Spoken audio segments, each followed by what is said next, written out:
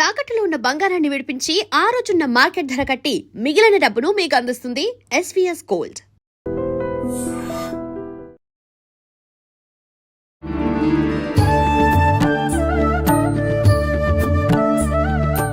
నమస్కారం, welcome to I dream. ధర్మ మార్గం విత్ విజిత కార్యక్రమానికి స్వాగతం. ప్రస్తుతం మనతో పాటు ఉన్నారు ఆధ్యాత్మిక గురువులు, ప్రణవ పీఠాధిపతులు, త్రిభాషా మహా సహస్ర అవధాని డాక్టర్ శ్రీ వద్దిపర్తి పద్మాకర్ గారు. ఇప్పుడు గురుగారితో మాట్లాడి మరిన్ని విషయాలు తెలుసుకుందాం. మనకున్న సందేహాలన్నింటినీ కూడా నివృత్తి చేసుకునే ప్రయత్నం చేద్దాం. నమస్కారం గురుగారు. గురుగారు, ఈ మధ్య కాలంలో ఎక్కువగా ఆడవాళ్ళు లలితా సహస్రనామ పారాయణం అనేది చేస్తూ ఉన్నారు. అంటే అది ఆలయంలో కూర్చొని చేసినా సరే, ఇళ్లలో అయినా సరే, ఒక నలుగురు అంతా ఒక దగ్గర కూర్చొని పారాయణం అనేది చేయడం ఎక్కువగా చూస్తూ ఉన్నాం. అయితే ముందు నుంచి లలితా సహస్రనామ పారాయణము ఇదంతా కూడా వైశిష్ట్యం ఉన్నప్పటికీ ఏదైనా ఒకరు మొదలు పెట్టారు అంటే దాని గురించి ఇంకెక్కువగా ఇప్పుడే కొత్తగా ఏదో ఉంది అనేటట్టుగా మాట్లాడుకుంటారు. అసలు ఏంటండి లలితా సహస్రనామ పారాయణం చేయవల్ల కలిగే ఫలితాలు ఏంటి? సృష్టౌ యా సర్గరూప జగదవన విధౌ పాలినీ యా చ రౌద్రీ సంహారే చాపి యస్యా జగదిదమఖిలం క్రీడనం యా పరాఖ్య పశ్యంతి మధ్యమాథో తదను భగవతీ వైఖరీ వర్ణరూప సాస్మద్వాచం ప్రసన్నా విధి హరిగిరిశారాధితాలంకరోతు. త్రిమూర్తుల చేత కూడా ఆరాధింపబడి అమ్మవారికి నమస్కారం చేసుకుందాం. నిజానికి అమ్మవారి ఉపాసన ఇవాటిది ఎప్పటిదీ కాదు, ఎన్నో యుగములుగా వస్తూనే ఉన్నది. పార్వతీమాతని ఎంతో భక్తి శ్రద్ధలతో ఆరాధించినట్టుగా శ్రీరామచంద్రుడు పురాణాల్లో ఉంది.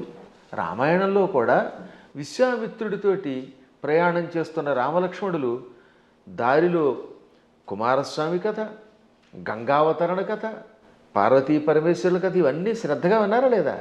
అప్పుడు కూడా రామచంద్రుడు పార్వతీదేవిని ఎంతో భక్తితో మనసులో ఉపాసించిన వాడే. కాకపోతే ఈ కలియుగంలో ఉన్న మానవుల లక్ష్యం ఏంటంటే కొత్తగా ఒకళ్ళు పారాయణ చేస్తే అదే పారాయణ చేయటం వల్ల ఇదేదో కొత్తగా వచ్చింది అన్నట్టుగా దాన్ని ప్రచారం చేస్తున్నారు. కానీ దానికి ఈ సమస్తోప కార్యక్రమాలు కూడా, ఈ ఉపాసనా కార్యక్రమాలన్నీ కూడా ఎప్పుడూ యుగయుగాలుగా ఉన్నాయి.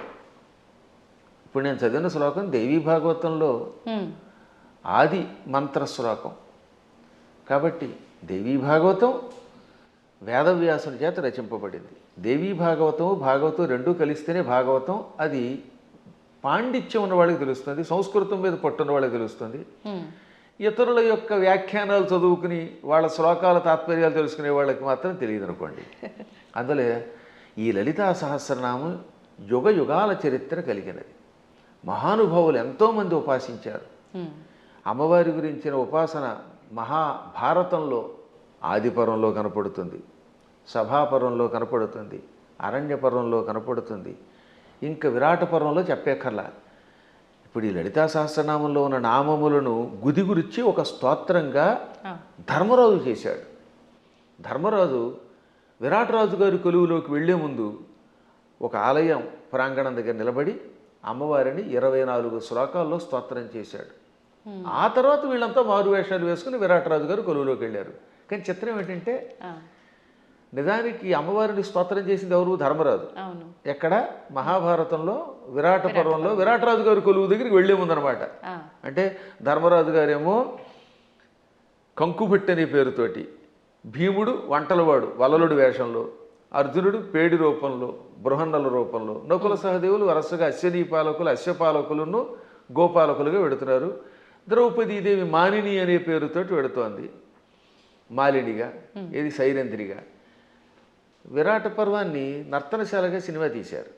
అందులో ఏం చేశారనమాట, ధర్మరాజు గారు అమ్మవారిని స్తోత్రం చేస్తే ద్రౌపది స్తోత్రం చేసినట్టుగా జననీ శివకామిని అని పాట పెట్టారు. నిజానికి జననీ శివకామిని అందంగా పీసుశీల్ గారు అద్భుతంగా పాడిన స్తోత్రం నిజానికి ఎవరు చేశారనమాట అది? ఆ స్తోత్రం ధర్మరాజు చేశాడు. కాబట్టి ధర్మరాజు కూడా అమ్మవారిని ఉపాసన చేశాడు.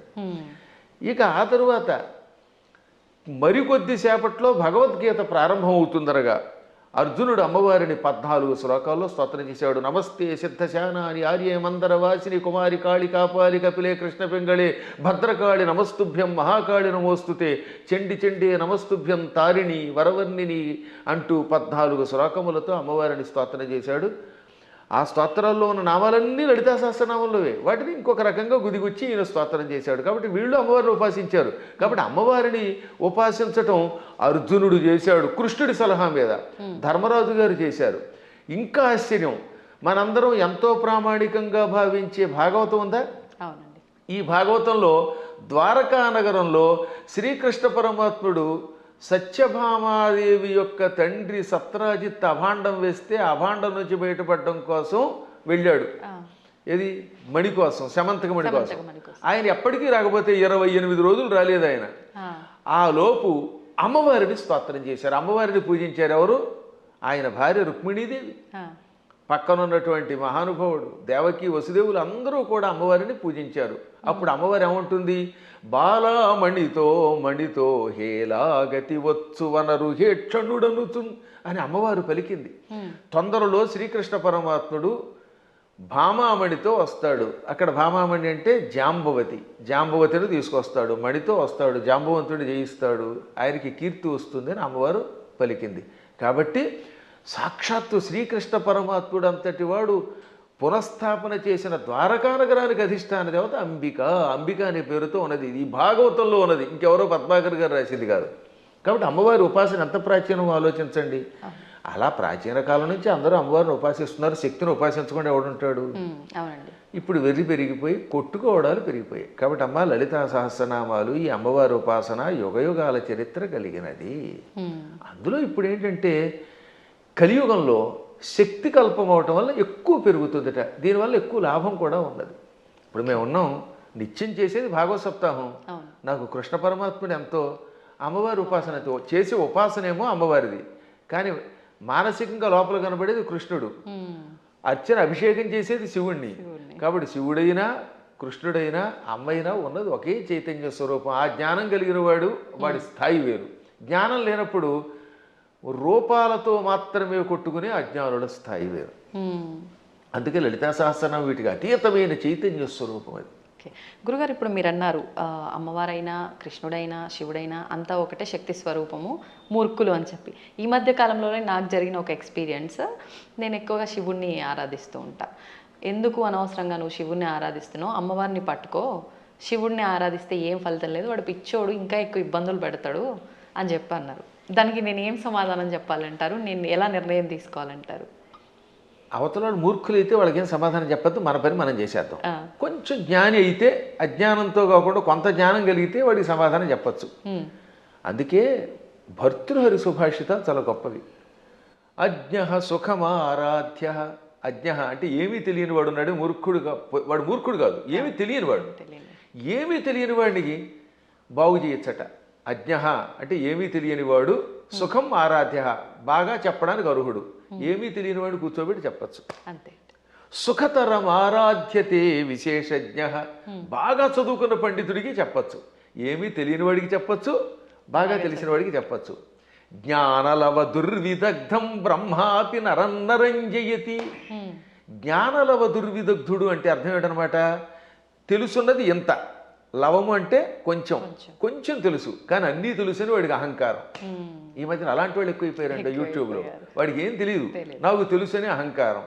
అలాంటి మూర్ఖుణ్ణి బ్రహ్మాపి నరన్నరంజయతి. అటువంటి నరుణ్ణి బ్రహ్మ కూడా బాగు చేయలేట. వాడికి ఏం చెప్పలేడు, బ్రహ్మ వచ్చి చెప్పినా వెండవాడు. అందుకే కొంతమంది మూర్ఖులు చూసారా, నేను దేవుడు చెప్పినా చేయను, దేవుడు వచ్చి దిగొచ్చినా విన్నంటాడు. వీడి మొహానికి దేవుడు దిగి వస్తాడా? ఏ దేవుడే కదా, దెయ్యం కూడా దిగిరాదు. అంచేత అటువంటి వాళ్ళకి మనం చెప్పక్కర్లేదు, మన పని మనం చేయాలి. కానీ ఒక గొప్ప అద్భుతమైన శ్లోకం ఆది శంకరాచార్యుల వారు మనలాంటి వాళ్ళ కోసమని దేవి అపరాధ క్షమాపణ స్తోత్రంలో రాశారు. ఆ స్తోత్రం పేరేంటి? దేవి అపరాధ క్షమార్పణ స్తోత్రం. అమ్మా నన్ను క్షమించు అని చిట్ట చివరి చెప్పే స్తోత్రం. అద్భుతమైన స్తోత్రం అది. కొంతమంది వాళ్ళు అది కూడా ఆయన రాయలేదని పిచ్చివాదం చేసేవాళ్ళు ఉంటారు, వాళ్ళని మనం పక్కన పెట్టేద్దాం. కానీ చితాభస్మాలేపో గరళమశనం దిక్పటధర జటాధారి కంఠే భుజగపతిహారీ పశుపతి కపాలీ భూతేశో భజతి జగదీశైక పదవీం భవాని త్వత్పాణిగ్రహణ పరిపాటీ ఫలమిదం. భవాని అంటే ఓ పార్వతి, నీ భర్త శివుడి దగ్గర ఏముందమ్మో గొప్పతనం, ఇది ఎంత గొప్పగా ఉంటుంది. ఈ స్తోత్రం చివరిదాకా వినాలి జాగ్రత్తగా. ఆయన చితాభస్మాలేప, ఎవడో శవాన్ని తీసుకెళ్ళి శ్మశానంలో కాల్చారు. ఆ కాల్చగా వచ్చిన బూడిని ఏమంటారు? చితాభస్మము. చితి మీద నుంచి వచ్చినటువంటి భస్మం. ఆ భస్మాన్ని ఆలేప, ఒంటికి పూసుకుంటున్నవాడు. మనం గంధం పూసుకుంటాం అంటే, మా బొట్టి వాళ్ళం పూర్వం గంధం అరగ తీసుకు పూసుకునేవాళ్ళం. మీ బొట్టి వాళ్ళు ఈ మధ్యన పెర్ఫ్యూమ్స్ వచ్చాయి కదా, కిష్కం కిష్కం అనేది ఏదో కొట్టుకుంటాడు, మళ్ళీ అందులోంచి గాలి వస్తుంది, అందులోంచి వచ్చేది గాలేగా పొగేగా అని మళ్ళీ అడ్వర్టైజ్మెంట్లు. సరే ఏది ఏమైనా మొత్తం మీద సుగంధ ద్రవ్యాలు పూసుకుంటారు. ఆయన మాత్రం ఒంటికి ఏం చేస్తాడు? కాష్టంలో బూడిద పూసుకుంటాడు. పోని ఆహారం ఇడ్లీలో చపాతీలో బూరిలో గారెలో దధ్వజనో తిండు, గరళ వశనం, విషమే ఆహారంగా స్వీకరించాడు. ఇంకా మంచి బట్టలు కట్టుకుంటున్నాడా? కనీసం పద్మాకర్ గారైనా అంతో ఎంతో మంచి లాల్చీ వేశారు. కానీ ఆయన దిక్కులే వస్త్రం. దిక్కు అంటే తూర్పు మొదలుకు అన్ని దిక్కులు. పటము అంటే వస్త్రం. దిక్పటధర అంటే దిక్కులను వస్త్రముగా ధరించేవాడు. అదే దిగంబరుడు అంటే. దిక్కు అంబరహ దిగంబరహ. అంబరము అంటే వస్త్రం. దిక్కులు వస్త్రంగా ధరించేటంటే అర్థం ఏమిటమ్మా? ఇప్పుడు ఉదాహరణకి ఈ గదే పద్మాకర్ గారికి బట్ట అంటే ఇంక వేరే వస్త్రం వేసుకోలేదు. అది దిక్కులు వస్త్రంగా ధరించేటంటే ఏ బట్టలు లేకుండా ఉన్నాడు. అక్కడికి అది అయిపోయింది. ఇక తర్వాత ఏమంటున్నాడైనా, జటాధారి, చక్కగా క్రాఫ్ దువ్వుకోడు, కర్లింగులు లేవు, కటింగులు లేవు, జడలు అట్టలు కట్టేసి ఉంటాయి. ఆ అట్టలు కట్టిన జడల్ని ధరిస్తున్నాడు. మెడలో బంగారపు గొలుసు ఒక్కటి కూడా లేదు. భుజగపతిహారి, బుస్సుమని మీదకు వచ్చే కాటురాజు గారిని మెడలో వేసుకున్నాడు ఆయన. పావుని గొలుసుగా వేసుకున్నాడు. పశుపతి, ఇంకా ఆయన ఎవరికి అధిపతి? పశువులకు అధిపతి. చేతిలో చూస్తే ఏ కంచము ఆకో పుచ్చుకుని వాళ్ళంతా బఫేని పెడుతున్నారుగా, ఆయన స్వామివారు ఏం చేస్తున్నారట? కపాలం ధరిస్తాడు. భిక్షాపాత్రగా చేతిలో పుర్రిని ధరించాడు, బ్రహ్మ కపాలాన్ని. భూతేశ, భూతాలకు అధిపతి. ఇవన్నీ అవలక్షణాలు పైకి కనపడ్డాం. కానీ ఇన్ని అవలక్షణాలున్నా జగదీశైక పదవీం భజతి అంటే సమస్త లోకాలకి ఈశ్వరుడు అవుతున్నాడు. జగదీశ్వరుడు అనగా సమస్త లోకాలకి అధిపతి, చక్రవర్తి. అన్ని లోకాలని పరిపాలించడానికి కావలసిన అర్హతలు వచ్చేసి ఆయనకి. లోకాలన్నిటినీ పరిపాలిస్తున్నాడు. కారణం ఏమిటో తెలుసా? భవాని త్వత్పాణిగ్రహణ పరిపాటి ఫలమిదం. నీ పాణిగ్రహణం చేశాడు, నీ చెయ్యి అందుకున్నాడు అంటే నిన్ను పెళ్లి చేసుకున్నాడు. అమ్మ ఆయనలో అన్ని అవలక్షణాలే, అయినా లోకాలను పరిపాలిస్తున్నాడు. కారణం నిన్ను పెళ్లి చేసుకోవడం. ఇదంతా నీ అనుగ్రహం. అంటే ఇందాక ఒక ఆవిడ చెప్పిందనోగా, ఏమని? అమ్మవారిని పూజిస్తే లాభం ఆయన దగ్గరే ఉంది అని. ఈ పై శ్లోకం యొక్క తాత్పర్యం ఇలా కనపడుతుంది. అంటే ఇందాక మీరు అన్నట్టు మిడిమిడిగా తెలుసుకొని మాట్లాడే మాట. ఇప్పుడు ఈ శ్లోకంలో ఉన్న అంతరార్థం తెలిస్తే మనకు ఆశ్చర్యం కలుగుతుంది. సామాన్యుడి భాషలో చెప్పాలంటే వాడికి పిచ్చెక్కుతుంది. ఇప్పుడు అమ్మవారిని పార్వతి అనలేదండి. పార్వతి అంటే పర్వతరాజు కూతురు, పుట్టింటి వారి పేరుతో పిలవాల. భవాని అన్నాడు ఆయన. భవాని అంటే అర్థం ఏంటి? భవస్య పత్ని భవాని అంటే శివుడి పెళ్ళామా. దాని అర్థం ఏంటి? మళ్ళీ అక్కడ ఏమంటున్నాడంటే ఆవిడ్ని ఓ శివుడి పెళ్ళామా అన్నాడు. మనకి ఏమనిపిస్తుంది? ఆవిడ పొగిడినట్టేం లేదు. మళ్ళీ వచ్చేసరికి నువ్వు ఎన్ని గొప్ప లక్షణాలు ఉన్నా, నీ వల్ల ఆయనకు గొప్పతనం వచ్చినా నువ్వు శివుడి పెళ్ళానివే. నీ అనేది నీప్ అని ఒకటి ఉంటుంది వ్యాకరణంలో. ఆ నీప్ అనేది కొన్నింటికి చేరితే భార్య అని అర్థం వస్తుంది. ఆ ఏ ఏ పదాలకి? భవ దానికి నీపు చేరితే భవాని, మృడ నీపు చేరితే మృడాని, రుద్ర నీపు చేరితే రుద్రాణి, శర్వ శర్వాణి. వీటికి భార్య అని అర్థం వస్తుంది. అందులో శివాని లేదు. అందుకే శివాని అనే శబ్దం అసాధు. శివాని అని వాడేస్తారు కానీ శివశబ్దం పక్కన నీపు ఉండదు.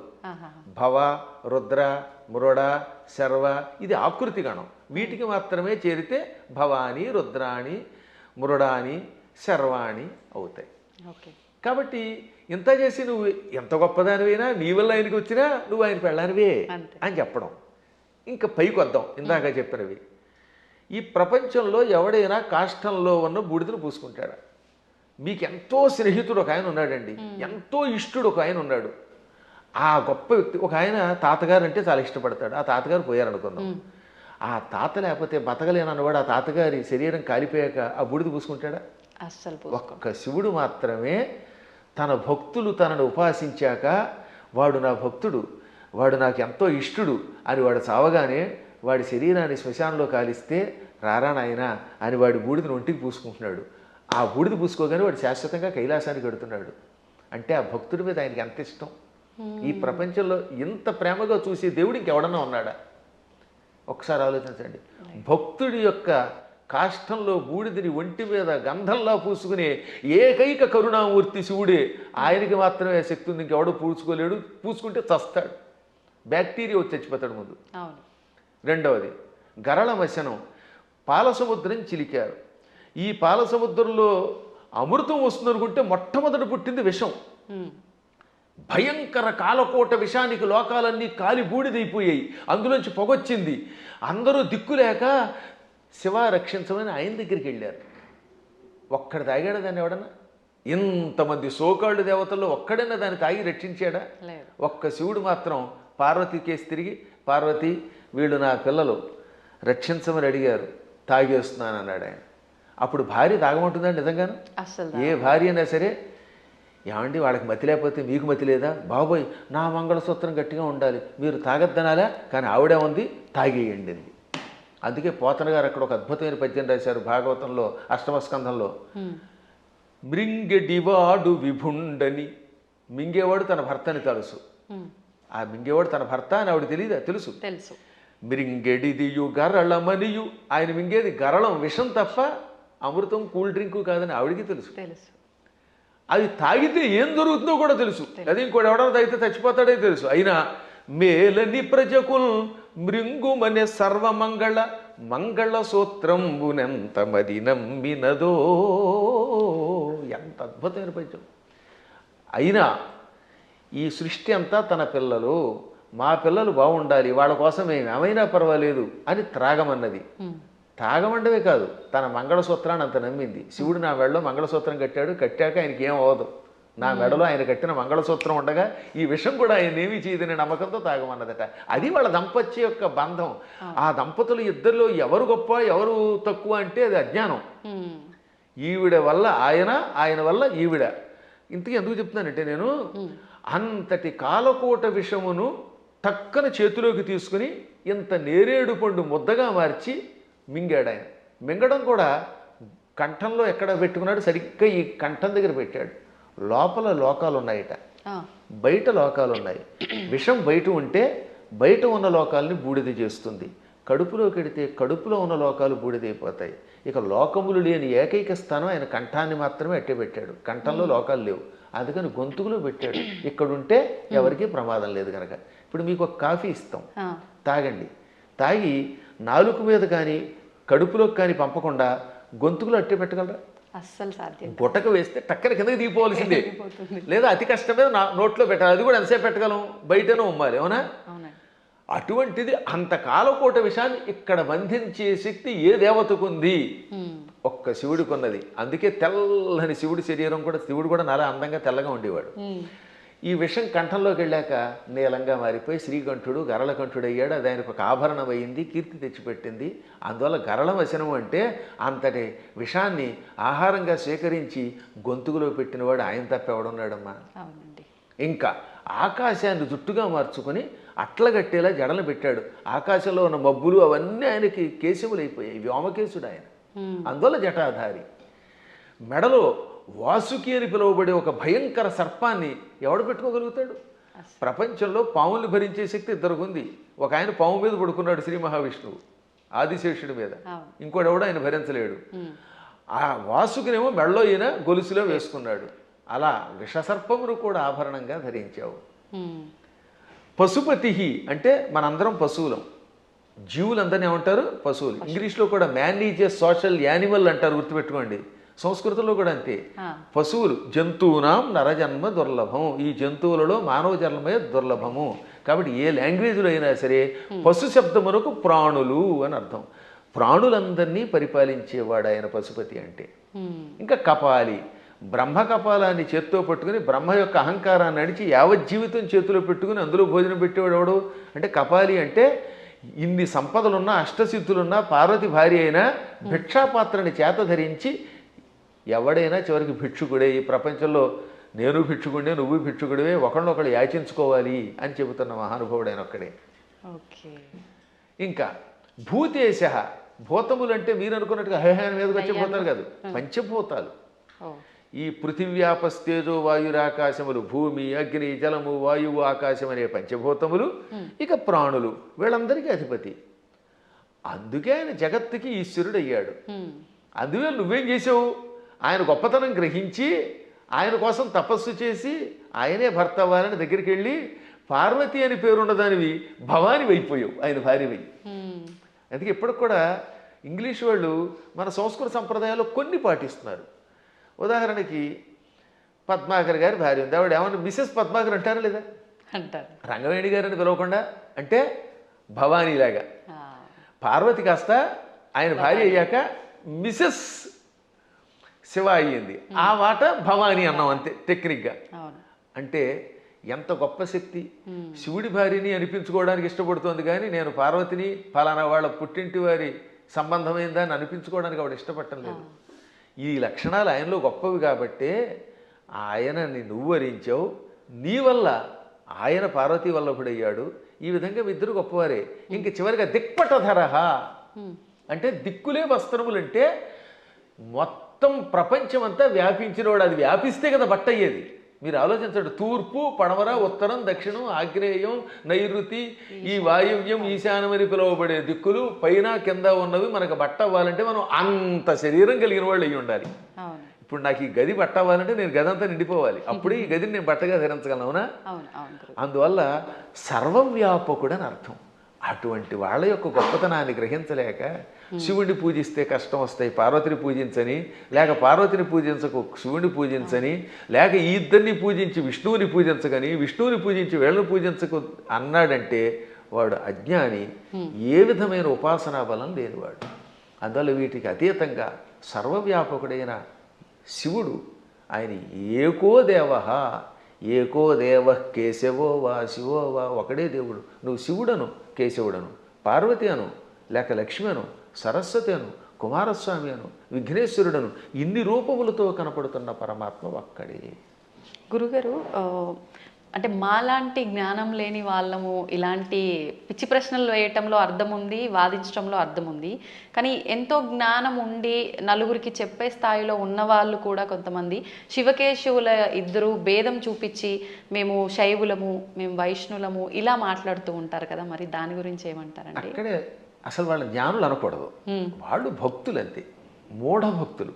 వాళ్ళు భక్తులే. మూఢభక్తి ఏం చేస్తుందో తెలుసా? ఆ రూపాన్ని తప్ప ఇంకోటి ఇష్టపడకుండా చేస్తుంది. మూఢభక్తి వల్ల కూడా ఎప్పుడో ఒకప్పుడు పరమాత్మ దగ్గరికి వెడతారు అనుకోండి, అందులో సందేహం లేదు. జ్ఞానభక్తి కలిగిన వాడు అలా ఎందుకంటాడు? జ్ఞానంతో ఉన్నవాడు వాడు ఏ రూపం చూస్తే ఆ రూపంలోనే ఇంకోటి వస్తాడు. మహానుభావులైన ఋషుల్ని నేను చూశాను కదా, వశిష్ఠుడు ఉన్నాడు, రాముడిలో శివుని చూడగలిగాడు, శివుడిలో రాముడిని చూడగలిగాడు. కైలాసాల్లో వైకుంఠం చూడగలిగాడు, వైకుంఠంలో కైలాసాన్ని చూడగలిగాడు. అమ్మవారి దగ్గరికి వెళ్ళారు. దుర్వాసుడు అన్ని లోకాలకి వెళ్ళాడు, విశ్వామిత్రుడు అలా అన్నీ చూడగలిగాడు. వాళ్ళు జ్ఞానులు. ఇంకా మూఢభక్తులు అంటే ఏమిటనమాట? నేను ఆ రూపమును తప్ప ఇంక దేన్ని చూడండి అంటాడు ఆయన. ఆ ఆశ్చర్యం ఏమిటంటే తులసీదాసు గారు తన ఆత్మచరిత్ర రాసుకున్నాడు.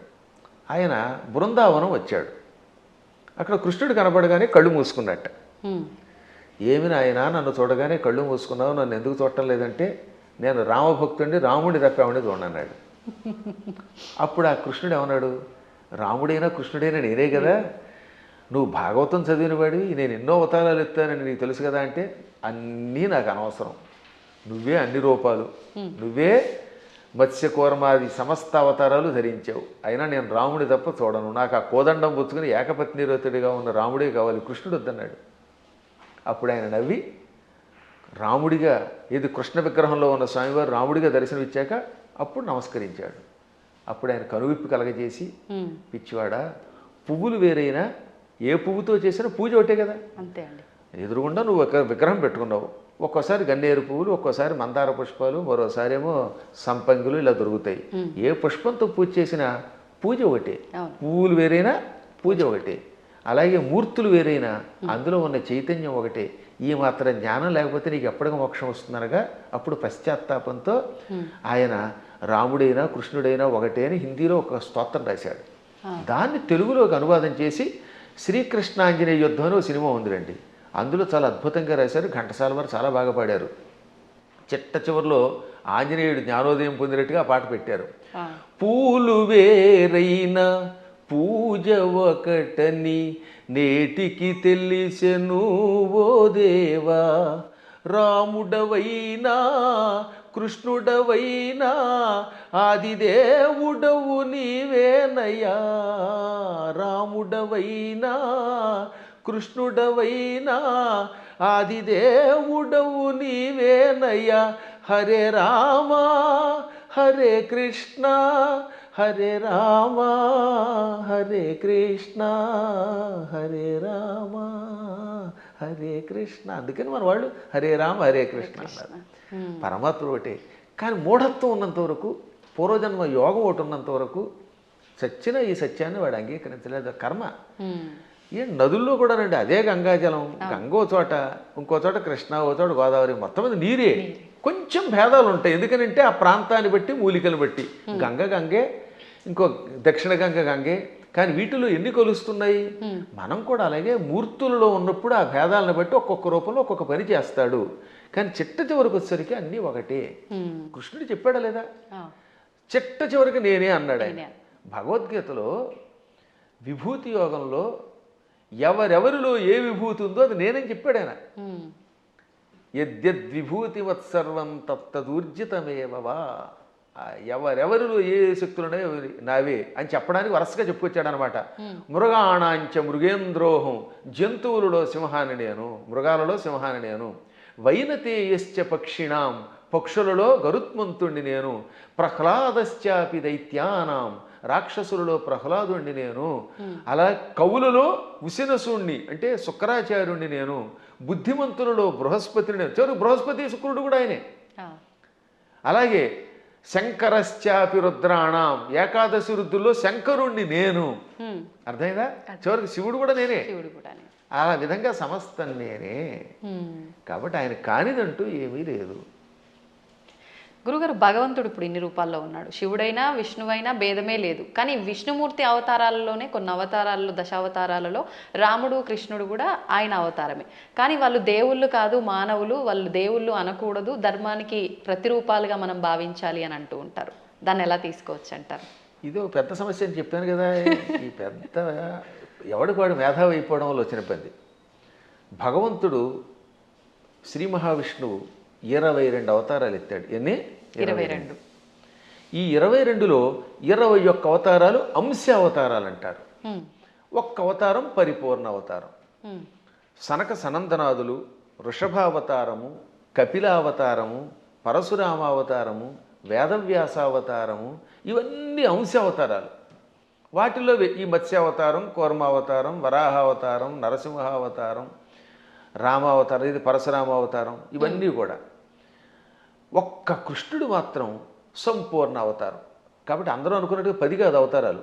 భాగవతంలో ప్రారంభంలోనే ఉంటుంది, ప్రథమ స్కంధంలో 22 అవతారాలు చెబుతూ అందులో 21 అవతారాల్ని ఏతే చాంస కళా పుంస ఏతే చ అంశ కళా పుంస కృష్ణస్తు భగవాన్ స్వయం. 21 అవతారాలు అంశావతారాలు, అంశ కళలు. ఒక్క కృష్ణుడు మాత్రం పరిపూర్ణ అవతారం. అందుకే కృష్ణస్తు భగవాన్ స్వయం. ఒక్క రామావతారంలో నేను మానవుణ్ణి అని ఆయన అనకపోతే రావణుడిని చంపలేడు. ఎందుకని మానవుడి చేతిలో వాడు చస్తాడు కనుక. అందుకని ఆయనకి తెలియదు లోపల. ఆయన పరమాత్మని ఆయనకి తెలియకపోతే ఇన్ని పనులు ఎలా చేసాడండి? ఎంతమందికి శాప విముక్తి కలగజేశాడు, ఎంతమందిని వైకుంఠానికి పంపించగలిగాడు. కానీ పైకి చెప్పకూడదు. అందువల్ల పరమాత్మ నటించాలి లోపల. అందుకని మర్యాద పురుషోత్తముడుగా ఆత్మానం మానుషం మన్యే రామం దశరథాత్మజం. దేవతలంతా చిట్ట చివర వచ్చి, ఏది రావణవధ అయిపోయాక, నువ్వు విష్ణువు అంటే మీరు ఏదో విష్ణువు అంటున్నారు, అదేని పొగుడుతున్నారు, నాకు తెలియట్లేదు, నేను మాత్రమే అనుకుంటున్నాను, నన్ను నేను మానవుడు అనుకుంటున్నాను. ఆత్మానం అంటే నన్ను మానుషం మన్యే, మనిషిగా భావిస్తున్నాను. మన్యే అంటే భావిస్తున్నాను, అనుకుంటున్నాను. పైగా ఎవరట? రామం దశరథాత్మజం, దశరథుడు కొడుకైన రాముడు అనుకుంటున్నాను. మీరు ఎవరో అంటున్నారంటే అప్పుడు శివుడు వచ్చామన్నాడు. అక్కడ భలే చెప్తాడండి వాల్మీకి. షడర్థ నయన శ్రీమాన్ అన్నారు శివుణ్ణి. ఏమన్నారు? షడర్థ నయన. అసలు ఇటువంటి పదాలు వాల్మీకి తప్ప ఎవరు రాయలేరు, కవులు కాబట్టి బాగా రాస్తారు. నయన అంటే కళ్ళు కలిగినవాడు. షట్ అంటే అన్ని 6, అందులో అర్ధ అంటే అంత సగం. షడర్థనైన అంటే 6లో సగం 3 కళ్ళు కలిగిన బట్ట త్రినేత్రుడ. ఎంత త్రినేత్రుడు అనడానికి ఎంత చమత్కారం చేయాలి, బలి పెడతాడు కదా. అదే కవుల యొక్క చమత్కారం. అందువల్ల కవుల చమత్కారం తెలియక రామాయణం అర్థం కాక ఏదో పిచ్చివాగుడు అవుతారు. కానీ షడర్థనైన అండంలో అర్థం ఏంటో తెలుసా? 6ని 3గా చేశాడు, 6 శత్రువుల్ని 3గా చేశాడు. ఆ 3ంటిని సూర్యచంద్రులు అగ్నిగా మార్చి కళ్ళుగా పెట్టుకున్నాడు. వీటిల్లో సూర్యుడు స్వయం ప్రకాశకుడు, చంద్రుడు సూర్యుడు యొక్క కాంతి సేకరించి చల్లదనం ఇస్తాడు. ఈ 3 ఆయన దేన్నైనా భస్మం చేస్తాడు. అంటే కామక్రోధ లోభమోహ మదమాత్సర్యాలనే శత్రువుల్ని 3 ముద్దలు చేసి ఈ 3 ముద్దల్ని కూడా ప్రజలకి త్రిగుణముల రూపంలో ఇచ్చి త్రిగుణములతో కూడిన ప్రజల్ని త్రిగుణాతీతుల్ని చెయ్యగలిగే శ్రీమాన్ సంపదలు కలిగిన వాడు శివుడు. అసలు శివుడి యొక్క వైభవాన్ని, దాని గురించి ఇప్పుడు మీకు ధర్మ సందేహాల్లో కాబట్టి క్లుప్తంగా చెబుతున్నాను. కానీ దీనికి ఎంతో వ్యాఖ్య చేయొచ్చు. అటువంటి శివుడు, నాయన నువ్వు సాక్షాత్తు విష్ణువువి, దేవతలంతా ప్రార్థించటం వల్ల రాముడిగా అవతరించి దుష్ట శిక్షణ శిష్టరక్షణ చేసావు తప్ప సామాన్యుడు కాదు అని చెబితే దశరథుడు మళ్ళీ వచ్చి ఆయన్ని స్తుతించాడు, బ్రహ్మాదులు స్తుతించారు. అప్పుడు అర్థం అవట్లేదా ఆయన సాక్షాత్తు స్వామిని? కాబట్టి అవేమో ఏదో మానవ అవతారాలు అంటే ఎలా ఒప్పుకుంటాం? మానవుడిగా అవతరించి మానవుడిగా నటించి ధర్మమును లోకమునికి ఇచ్చిన ఆది విష్ణువు. అది మర్చిపోకూడదు మనం. మళ్ళీ మనకి ఇలాంటి అనుమానాలు మనకి రాకుండా, రాముడు నేను మానవుడన్నా మనకు అనుమానం రాకుండా ఉండడానికి శివుడు మొదలైన వాళ్ళకే చెప్పించాడు. చిట్ట చివర పట్టాభిషేకంలో ఏం చెప్పాడు వాల్మీకి? ఆదిదేవో మహాబాహు హరిర్నారాయణ ప్రభు సాక్షాద్రామో రఘుశ్రేష్ఠ శేషో లక్ష్మణ ఉచ్యతే. ఇది పట్టాభిషేకంలో చిట్ట చివరి శ్లోకాలు. ఆదిదేవుడు, మహావీరుడు, సాక్షాత్తు విష్ణువు, ఆయనే రాముడిగా పుట్టుకొచ్చాడు. ఆయన విశేషణాలు: ఆదిదేవ, మహాబాహు, సాక్షాత్ నారాయణ ప్రభు, రామ రఘుశ్రేష్ఠ. ఎన్ని విశేషణాలు చూడండి. మళ్ళీ ఆ శ్లోకాలు 1-2 సార్లు వినాలి. ఆదిదేవో మహాబాహురు హరిరి నారాయణ ప్రభు సాక్షాత్ రామ రఘుశ్రేష్ఠ. ఆదిదేవుడు, మహాబాహుడు అంటే పరాక్రమవంతుడు, హరి నారాయణుడు, సమస్త లోకాలకి ప్రభువు, ఆయనే సాక్షాత్తు రాముడు. శేష లక్ష్మణ ఉచ్యతే, ఆదిశేషుడే లక్ష్మణుడు అని పిలువబడ్డాడు. కాబట్టి ఇంకెక్కడ స్పష్టమైపోయిందా? అయినా సరే రాముడు కాదు ఉట్టి మనిషి అంటాడు అనుకోండి, అది వాడి కర్మ. గడ్డి పరకలు తినేవాళ్ళు అలాంటి మాటలు మాట్లాడతారు, అజ్ఞానంతో మాట్లాడేవాళ్ళు అలా మాట్లాడతారు. కానీ మనకి తెలుసు, అందుకే రామనామాన్ని ఇప్పటికి కూడా మనం స్మరించి గుడి కట్టి పూజిస్తున్నాం. అందువల్ల ఆయన ఏం చేశాడు, ఎలా చేశాడో తెలుసుకోవాలి, రాముడిలాగా నడుచుకోవడానికి ప్రయత్నించాలి. ఇంకా కృష్ణుడు చెప్పడమే ప్రారంభంలోనే విశ్వరూపంతో పుట్టుకొచ్చాడు. అసలు పుట్టడమే విశ్వరూపం. ఆ తర్వాత వెళ్ళి చిన్నపిల్లవాడు ఎన్నో లీలలు, అణువణువునా లీలలే. ఎన్ని చూపించాడో లీలలు లెక్కలేదు. ఒకసారి ఏమో మామూలుగా నేను చిన్నపిల్లాడిని అంటాడు, నాకు పెద్దవాళ్ళు మీరు దండం పెట్టడం ఏమిటంటాడు అని వెంటనే గోవర్ధన పర్వతం ఎత్తుతాడు. ఏది అక్రూరుడు వచ్చాడులేండి. అక్రూరుడు రాగానే, అక్రూరా నేను 8 ఏళ్ల బాలుణ్ణి, నువ్వేమో 40 ఏళ్లవాడివి, నువ్వు పెద్దవాడివి, నాకు నమస్కారం చేయటం ఏమిటి అనగానే కాసేపు ఆయన భ్రమలో పడ్డాడు. వెంటనే వెళ్ళి యమునా నదిలో తన విశ్వరూపం చూపించాడు. వెంటనే తాను మరిచిపోయి స్తోత్రం చేసి, నేను పెద్దాడిని ఏంటి, నువ్వు పిల్లవాడు ఏమిటి, సమస్త లోకాలకి నువ్వే తండ్రి బాబోయ్ అన్నాడు ఆయన. ఇన్ని లీలలు చూపించిన పరమాత్ముడు. ఇటువంటి వాళ్ళు మనుషులు అంటే ఆ అన్నవాళ్ళ యొక్క విచక్షణ వదిలేయాలి తప్ప ఇంక మనం ఏం అనలేమంతే. గురుగారు, అంటే ఇది అంటే మూర్ఖంగా ఉంటుందేమో ప్రశ్న, కానీ మీరు ఇప్పుడు చెప్పిన దాంట్లోంచి నాకు అనిపించింది, అంటే ఆయన భగవంతుడే మానవుడిగా ఉండి మానవుడిగా నటించి ఆయన చేయాల్సిన కార్యం చెయ్యాలి అని చెప్పి, అంటే ఒక రకంగా ఇక్కడ వాళ్ళ అసలుని దాచేసి ఇంకో రూపంలో వచ్చి కార్యాన్ని నిర్వర్తించాలి అక్కడ. మోసం చేసినట్టేనేమో, అంటే మన మానవుల భాషలో భగవంతుడే మోసం చేశాడు, మరి నేనెందుకు చేయకూడదు, నేను మోసం చేస్తే తప్పంటారు, ఇది అధర్మం అంటారు అనొచ్చు కదండి, దానికి ఏం చెప్తారు? ఇప్పుడు మీరు మోసం చేశారు అనుకుందాం, కాసేపు ఎవరిదో బ్యాంక్ అకౌంట్లో హ్యాక్ చేసి డబ్బులు లాగేశారు, అందుకే ఈ మధ్య నా అకౌంట్లో ఎవరికి ఇవ్వట్లేదులేండి. ఇప్పుడు ఇచ్చిన డబ్బుని మళ్ళీ మీరు రెట్టింపు ఇవ్వగలరా? కానీ శ్రీకృష్ణ పరమాత్ముడు కాసేపు మానవుళ్ళ నటించి కాసేపు మాయ చేశాడు, ఆ తర్వాత వాళ్ళని తీసుకెళ్ళి రక్షించాడు లేదా? వాళ్ళ గురువు గారిని కాసేపు నేను సామాన్య బాలుణ్ణి అన్నట్టుగా నటింపజేసి కాసేపు మాయపుచ్చాడు, వాళ్ళ అబ్బాయిని బతికించాడు లేదా? అలాగే గోపాలకులంతా ఉన్నారు అక్కడ, వాళ్ళందరి దగ్గర కాసేపు చిన్నపిల్లాళ్ళగా మాయపుచ్చాడు. కానీ కష్టం రాగానే ఇంద్రయాగం ఆపేసిన వెంటనే ఇంద్రుడు వర్షం కురిపించాడు హోరాత్రుడు, అవునా? ఆ సమయంలో గోవర్ధన పర్వతాన్ని కుడి చేత్తో పైకెత్తి వాళ్ళని రక్షించాడు లేదా? చిటికిన వేలుతో ఎత్తలేదు, చిటికిన వేలు, ఇంకేదో బొటన వేలు, వాడి మొహం, ఇలాంటివన్నీ ఎవడికి తోచింది వాడు చెప్తాడు. కరేణైకేన అన్నారు, అంటే ఒక చేత్తో, అది కూడా దక్షిణ హస్తేన, 2 సార్లు వ్యాసుడు రాశాడు.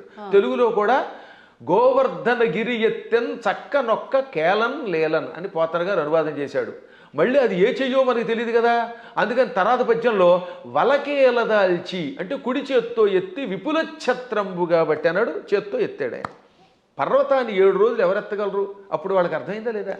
కాబట్టి పరమాత్ముడు ఎప్పుడు నేను పరమాత్ముడిని భూలోకంలో ఉన్నప్పుడు చూపిస్తే తన లీలలో, అప్పుడు అవతల వాళ్ళు ఈయంతో సన్నిహితంగా మెలగలేరు.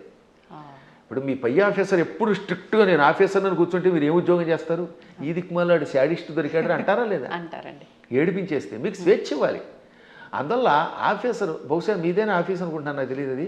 ఒకవేళ ఇతరుల దగ్గర ఉద్యోగం చేస్తే ఆ ఉద్యోగం చేసినంతసేపు అవతల వాడు ప్రేమగా చూడాలి. ఇప్పుడు నా దగ్గర చాలామంది పనిచేస్తున్నారు, అర్చకులు పనిచేస్తున్నారు. నాతో పాటు మీరు చూశారు కదా, నాతో పాటు ఓ సహాయకుడు వస్తాడు రాజు, మా అర్చకులు సాయి మనోజ్ కానీ లేకపోతే పవన్ శర్మ కానీ, వీళ్ళు నన్ను ప్రేమగా తండ్రిలా భావించి కూడా ఉంటున్నారు కాబట్టి ఇంత హాయిగా ఉంటున్నారు. వాళ్ళు ఎందుకు ఖర్చు పెట్టారు, ఎలా చేశారు నేను అడగను, అప్పుడు వాళ్ళు ఇంకా నిజాయితీగా ఉంటారు. అవునండి. ఇంట్లో వంటకి మాకు చిన్నప్పుడు ఒక ఆయన ఉండేవాడు, ఒక హౌస్లో ఉండేవాళ్ళండి. ఆయన కోటీశ్వరుడు, బంగారపు అధిపతి. వంట ఆవిడికి వేరుశనగ గుళ్ళు ఇచ్చి ఎన్ని గుళ్ళు ఖర్చు పెట్టేవని వాడు ఆయన, ఎన్ని గ్రాములు కాదు, 100 గింజలు ఇచ్చి ఈ పూటకి 10 గింజలు, రేపు మళ్ళీ పోపులో 10 గింజలు, 10 మినప గింజలు, 10 శనగ గింజలు ఉన్నారు. అయ్యో మీ అదృష్టం వల్ల మీకు మంచివాళ్ళు దొరుకుతున్నారమ్మా, నా బొట్టి వాళ్ళు మహానుభావులు దొరుకుతారు కాబట్టి మీకు తెలియట్లేదు. కానీ బయట ఇలాంటి పిసినగొట్లే ఎక్కువ మంది ఉన్నారు. కాబట్టి ఎందుకు చెప్తానంటే ఈ లెక్కలన్నీ అడిగితే ఆ వంట ఆవిడ ఇంట్లో పని చేయగలదా? అస్సలు చేయలేదు. ఆఫీసర్ల దగ్గర మనం ఉద్యోగం చేయగలమా? అందువల్ల ఏమవుతానమాట, వాళ్ళు బిగుసుకుపోయి స్ట్రిక్ట్గా ఉండి అనుక్షణం ఏడిపిస్తే మనం చేయలేము. అందుకని పరమాత్మ స్నేహితుడిగా, కొడుకుగా, కొన్ని చోట్ల తండ్రిగా, కొన్ని చోట్ల మిత్రుడిగా, కొంతమందికి భర్తగా, మరికొంతమందికి ఇంకో రకంగా, ఇన్ని రకాలుగా నటించి వాళ్ళల్లో ఒకడై సామాన్యుడిలో ఉన్నాడు. అది ప్రేమగా వాళ్ళతో నటించడం తప్ప మోసం చేయటం కాదు. అలా వాళ్ళతో ప్రేమగా ఉండి వాళ్ళ చేత సేవ చేయించుకుంటూ లేక తాను సేవ చేస్తూ కష్టాలు వచ్చినప్పుడు కష్టాలు తొలగించి కొందరికి మోక్షం ఇచ్చి కొందరికి సంపదించి కాపాడాడు. ఇప్పుడు కుచేలుడు ఉన్నాడు, కుచేలుడికి అడగకుండానే ఇక్కడ నుంచే ఇళ్ళు పంపాడు. స్థలం కొనలేదు, రిజిస్ట్రేషన్ లేదు, మున్సిపాలిటీ వాళ్ళకి ప్లాన్ అప్రూవల్కి పంపడం లేదు. కుచేలుడి దగ్గర గుప్పుడు అడుగులు తినగానే అక్కడ ఆయన ఇంట్లో, కుచేలుడి యొక్క నగరాన్ని ఇప్పుడు పోరుబందర్ అంటారు, గాంధీ గారి కుటుంబానికి దగ్గరలోనే ఉంటుంది అది, ఆ ఆలయం ఎప్పటికి కూడా, అది కుచేలుడి ఇల్లు. 7 అంతస్తుల బిల్డింగ్ ఇచ్చేసాడు. అలా ఇవ్వగలిగితే అప్పుడు మనం చెయ్యాలి. అందువల్ల మనం మోసం చెయ్యడం ఎలాగా అనేది కథల్లో నేర్చుకుంటున్నాం, కానీ ప్రేమ చూపించడం, మహిమలు చూపించడం నేర్చుకోవట్లేదు. కాబట్టి శ్రీకృష్ణ పరమాత్ముడు చేసినట్టుగా మనం ఎక్కడ చేయగలుగుతాం? 16,000 మంది రాజకన్యకల్ని నరకాసురుడు జైల్లో పెట్టి హింసించి మానభంగం చేసి ఏడిపించాడు. పాపం దిక్కు లేకుండా అయిపోయారు. ఆ నరకాసురుడిని చంపాడు. చంపగానే ఆ చెరసాల్లో ఉన్న వాళ్ళంతా బయటకు వచ్చారు. ఇంటికి వెడితే మమ్మల్ని ఆదరించేవాళ్ళు లేరు. కొంతమందిని భర్తల్ని చంపి పట్టుకొచ్చాడు, తల్లిదండ్రులు చంపి కొంతమందిని పట్టుకొచ్చాడు. ఇలా రకరకాలుగా తీసుకొచ్చాడు, అత్యాచారం చేశాడు. ఇప్పుడు ఇంటికి వెడితే ఎవరు ఆదరిస్తారు? భర్తలా రానివ్వరు, తల్లిదండ్రులు ఉన్నారో లేదో తెలియదు, మాకు గౌరవం ఉండదు సంఘంలో.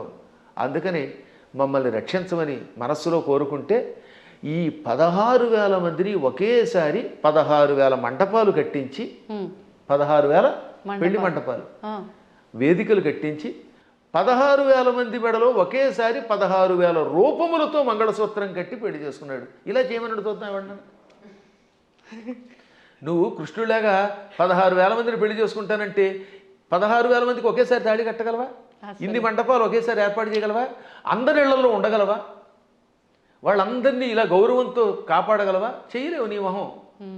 అందువల్ల కృష్ణుడితో పోల్చుకోవాలంటే నీ లెవెల్ అలా ఉండాలి.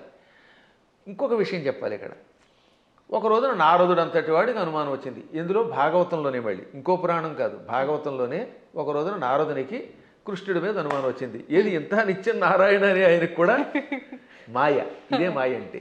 ఇప్పుడు మీరు నా ఎదురుగుండా కూర్చున్నా మీరు అప్పుడప్పుడు నన్ను కూడా సామాన్యుడని ఎలా మాయలో పడిపోతూ ఉంటారో అలాగా కృష్ణ పరమాత్ముడి నామస్మరణం చేసే నారదుడు కూడా కృష్ణుడిని సామాన్యుడు కదా, ఇంతమంది భార్యలతో ఎలా వేగుతున్నాడు, 16,108 మందితో ఎలా వేగుతున్నాడు పరిశీలించాలనిపించింది. ఇది మాయ అంటారు దీన్ని. అందుకని వెంటనే ముందు ఏం చేశాడు, రుక్మిణీ మాత ఇంటికి వెళ్ళాడు. రుక్మిణీదేవి ఇంట్లో ఇద్దరు రుక్మిణీదేవి గదిలో ఒక మంచం మీద కూర్చొని సరదాగా పాచికలు ఆడుకుంటున్నారు, జోదం ఆడుకుంటున్నారు. రావోయ్ నారద అన్నాడు ఆయన. ఓ నమస్కారం చేసి, ఇప్పుడు రుక్మిణి దగ్గర ఉన్నాడు కదా, ఇక్కడ నుంచి రెండో భార్య జాంబవతి దగ్గరికి వెడదాం. రెండో ఆవిడ జాంబవతి, 3 సత్యభామ. ఎందుకని శమంతకమణిని తీసుకురావడానికి వెళ్ళింది ముందు జాంబవతి దగ్గరికి, జాంబవతిని పెళ్లి చేసుకుని వచ్చాక ఆ తర్వాత సత్రాజిత్తుకి మణిస్తే 3వ భార్య సత్యభామ అయ్యింది. ఇప్పుడు ఏం చేశాడు, రెండో భార్య దగ్గరికి వెళ్ళాడు. అక్కడ కృష్ణుడు కనపడలేదు, జాంబవతి కనపడింది. అమ్మా జాంబవతి, ఈ కృష్ణుడు ఉన్నాడే ఆ రుక్మిణి దగ్గర అనేదో చెప్పబోతూ ఉంటే, ఏమిటి మహర్షి చెబుతున్నారు ఆవిడికి అని ఆవిడ పక్క నుంచి వచ్చేసాడు ఈయన. మా ఆయన ఇప్పటిదాకా నా పక్కనే ఉన్నాడు, నాకు జడేస్తున్నాడు, నువ్వేదో రుక్మిణి అంటున్నావు ఏమిటంది. అబ్బాయి లేదమ్మా, రుక్మిణి దగ్గరికి వెళ్లకుండా నీ దగ్గరికి వచ్చాడని చెప్పబోతున్నానని మాట మార్చి ఇక్కడి నుంచి సత్యభామ దగ్గరికి వెళ్ళాడు. అమ్మా సత్యభామ, నీకెన్ని కష్టాలు వచ్చాయి అనబోతూ ఉండగా, సత్యభామ ఏం కష్టాలు వచ్చాయి, మా ఆయన నాకు వంట చేసి పెడుతున్నాడు అంది. ఆ లోపల వంట చేసి పెడుతున్నాడు. ఇలా ఈయన రుక్మిణి, జాంబవతి, సత్యభామ, కాళింది, నాగ్నజితి, లక్షణ, సుదంత, భద్ర, ఈ 8 మంది పట్టమహిషులు, ఇంకా మిగిలిన 16,100 మంది, ఈ 8తో కలిసి 16,108. అందరి పేర్లు చెప్తాను, ఓ ఏడాది పడుతుంది మరి మీకు రాసుకోగలనండి వరసగా. వాళ్ళందరి పేర్లు నాకు తెలుసు, కంఠస్థం కూడా చేశాను. ఎవరికైనా ఓపిక ఉంటే ఓ ఎపిసోడ్ అంతా వాళ్ళ పేర్లు అలా చెప్పుకుంటూ వెళ్ళిపోతాను. ఒక్కొక్కళ్ళ పేర్లు 2 సుకేసిని, కేసిని, మంజస, సమంజస, పుంజస, ఇలా రకరకాల పేర్లు కొన్ని రిపీట్ అవుతూ ఉంటే కొద్ది తేడా ఉంటాయి. ఎంతమంది ఇళ్లల్లోనూ ఈయన ఈ నారదుడు వెళ్ళడం, ఒక ఇంట్లో పాలు పితుకుతూ, ఓ చోట పాయసం చేస్తూ, ఓ చోట కాళ్ళు ఒత్తుతూ, ఓ చోట ఏమో ఇంకోటి చేస్తూ, ఓ చోట ఏమో ఇల్లు తుడుస్తూ, ఓ చోట సరదాగా ఆవిడతో పాచికలు ఆడుతూ, ఓ చోట ఏమో ఇంకో బంతి ఆడుతూ, అన్ని చోట్ల కనబడ్డాడు. పిచ్చెక్కిపోయింది నారదునికి. అంతే కదా మరి. ఇది భాగవతంలో నారదుడు కృష్ణుని పరీక్షించుట అనే ఘట్టంతో రాశారు భాగవతంలో. అప్పుడు ఆయనకి జ్ఞానోదయమై, నేను నిరంతర హరినామస్మరణం చేసిన వాడిని, నారాయణుడు సర్వాంతర్యామని తెలుసు. అసలు విష్ణువు అనే శబ్దం మనకు అర్థం ఏమిటి, వ్యాపకశీలత్వాత్ విష్ణు, అంతటా వ్యాపించి నిండి ఉన్నవాడు కనుక విష్ణువు అని పేరు. ఆయన భక్తుడిని ఆయన ఎక్కడున్నాడు, అక్కడున్నాడా లేదా అని పరిశీలించడం ఏమిటి అని అజ్ఞానంలో పడ్డానని గ్రహించి వెంటనే కాళ్ళ మీద పడి స్తోత్రం చేస్తాడు. అంటే నారదునికే మాయ కలిగితే ఇక మనకి రావడంలో ఆశ్చర్యం ఉంది. కాబట్టి అన్ని చోట్ల ఉంటాడు ఆయన. ఆయన స్థాయిని మనతో పోల్చుకుని ఆయనలా ప్రవర్తిద్దామంటే, పులిని చూసి నక్క వాతలు ఎట్టుకుంటే వాతలు మిగులుతాయి, ఉన్న చర్మం పోతుంది, కానీ పులి మచ్చలు రావు. గురుగారు, ఇప్పుడు మీరు చెప్పిన దాన్ని బట్టి కృష్ణుడు ఆయన భార్యలతో ఉన్నది ఒక ఉదాహరణగా మాకు అర్థమవడం కోసం చెప్పినా అది వినటానికి అయితే చాలా బాగుంది. ప్రస్తుత రోజుల్లో నిజంగా భార్యాభర్తల బంధం అలా లేదని చెప్పాలి. అంటే అందరూ అని కాదు, కొంతమంది ఒక మిత్రుల్లా ఉండాలి అంటే సమయానికి తగ్గట్టుగా ఇద్దరు భార్యాభర్తలు అన్యోన్యంగా అలా ఉండాలి, కానీ అలా ఉండట్లేదు. ఎందుకని అంటారు? ఇప్పుడున్న కారణం ఏంటి చెప్పమంటానమ్మా, అసలు సగం సినిమాలే పాడి చేస్తున్నాయి, కొంత ఇప్పుడు సినిమాలు, మరికొంత మనుష్యులలో ఆర్థిక స్వాతంత్రం వచ్చేసింది. పిల్లల్ని చిన్నప్పటి నుంచి గారంగా పెంచడం తల్లిదండ్రులు చేస్తారు, సందేహాలు అక్కడ పెంచాలి. కానీ అదే సమయంలో భార్యాభర్తల బంధం ఒకరితో ఒకరు ఎంత జాగ్రత్తగా ఉండాలి, క్షణికోద్రేకాలతో కోపాలు తెచ్చుకొని తిట్టుకోకూడదనేది చిన్నప్పటి నుంచి చెప్పట్లేదు కదా. ఇప్పుడు పూర్వం రుక్మిణీ కృష్ణుల కథ, సీతారాముల కథలు చిన్నప్పటి నుంచి నూరిపోసి ఏదన్నా చిన్న చితక గొడవలు వస్తాయి. భార్యాభర్తలకు తగాదాలు లేకుండా ఎలా ఉంటాయి. సతీదేవి కూడా శివుడి మాట వినకుండా వెళ్ళిపోయిందా లేదా? ఒక్కసారి సతీదేవి శివుడు వద్దంటున్నా వినిపించుకోకుండా పుట్టింటికి చూడడానికి యజ్ఞానికి వెళ్ళింది, శరీరం విడిచిపెట్టింది. భర్తకు దూరం అయితే చివరికి మిగిలేది అదే. డబ్బు సంపాదించవచ్చు, నువ్వు ఇంకేదైనా పలుకుబడుతూ ఉండొచ్చు, కానీ భార్యాభర్తలు ఇద్దరూ ఐకమత్యంతో ఉండడం వల్ల వచ్చే ఆనందం వేరని కథలు చెప్పేవారు పూర్వం. మా చిన్నప్పుడు ఇలాంటి కథలే చెప్పేవారు. అందువల్లే పూర్వం ఒకసారి పెళ్లి చేసుకుంటే యావత్ జీవితం వాళ్లే దంపతులు. ఇప్పుడు 16 రోజుల పండుగ గడిస్తే గొప్ప. తొలినాడు ఏదో హడావిడి, మలినాడు మడావిడి అన్నట్టుగా అయిపోతుంది. 16 రోజుల తర్వాత మళ్ళీ ఇద్దరు విడిపోతున్నారట. కొట్టుకోవడాలు, తిట్టుకోవడాలు, ఇవన్నీ కొంత తల్లిదండ్రుల యొక్క పెంపకం లోపం, కాల ప్రభావం, మీడియా ప్రభావం అన్నీ ఉన్నాయి, ఒకదాని మీద ఒకటి పడుతున్నాయి. కానీ దైవానుగ్రహం వల్ల మళ్ళీ పూర్వపు లక్షణం వస్తుందని నాకు నమ్మకం. అందువల్ల నా ఉద్దేశంలో చిన్నప్పటి నుంచి పిల్లలకి చక్కని కథలు చెప్పాలి. వస్తాయి తగాదాలు అయినా, కానీ అయినా కలిసి ఉండండి. ఎప్పుడైనా భార్య కోపం వచ్చినప్పుడు భర్త తగ్గాలట, భర్త కోపం వచ్చినప్పుడు భార్య తగ్గాలి. ఈవిడేమో తోసుంటా అంది, ఈవిడ తోసుంటా అన్నాడు, ఇంకేముంది రెచ్చిపోతే కొట్టుకుపోతారు. ఇంకా విడాక్ విడాక్ విడాక్ అయిపోయింది. దీనివల్ల ఏమిటి సాధిస్తున్నారు చివరికి? ఒక్క ఇంట్లో సుఖంగా ఉంటున్నారా? ఇవాళ కలియుగంలో గుండెకాయ లబ్ డబ్ అని కొట్టుకోవడం మానేసింది. పూర్వం గుండెకాయ లబ్ డబ్ అని కొట్టుకునేది, ఇప్పటికీ చేయేస్తే లబ్ డబ్ అని ఉంటుంది.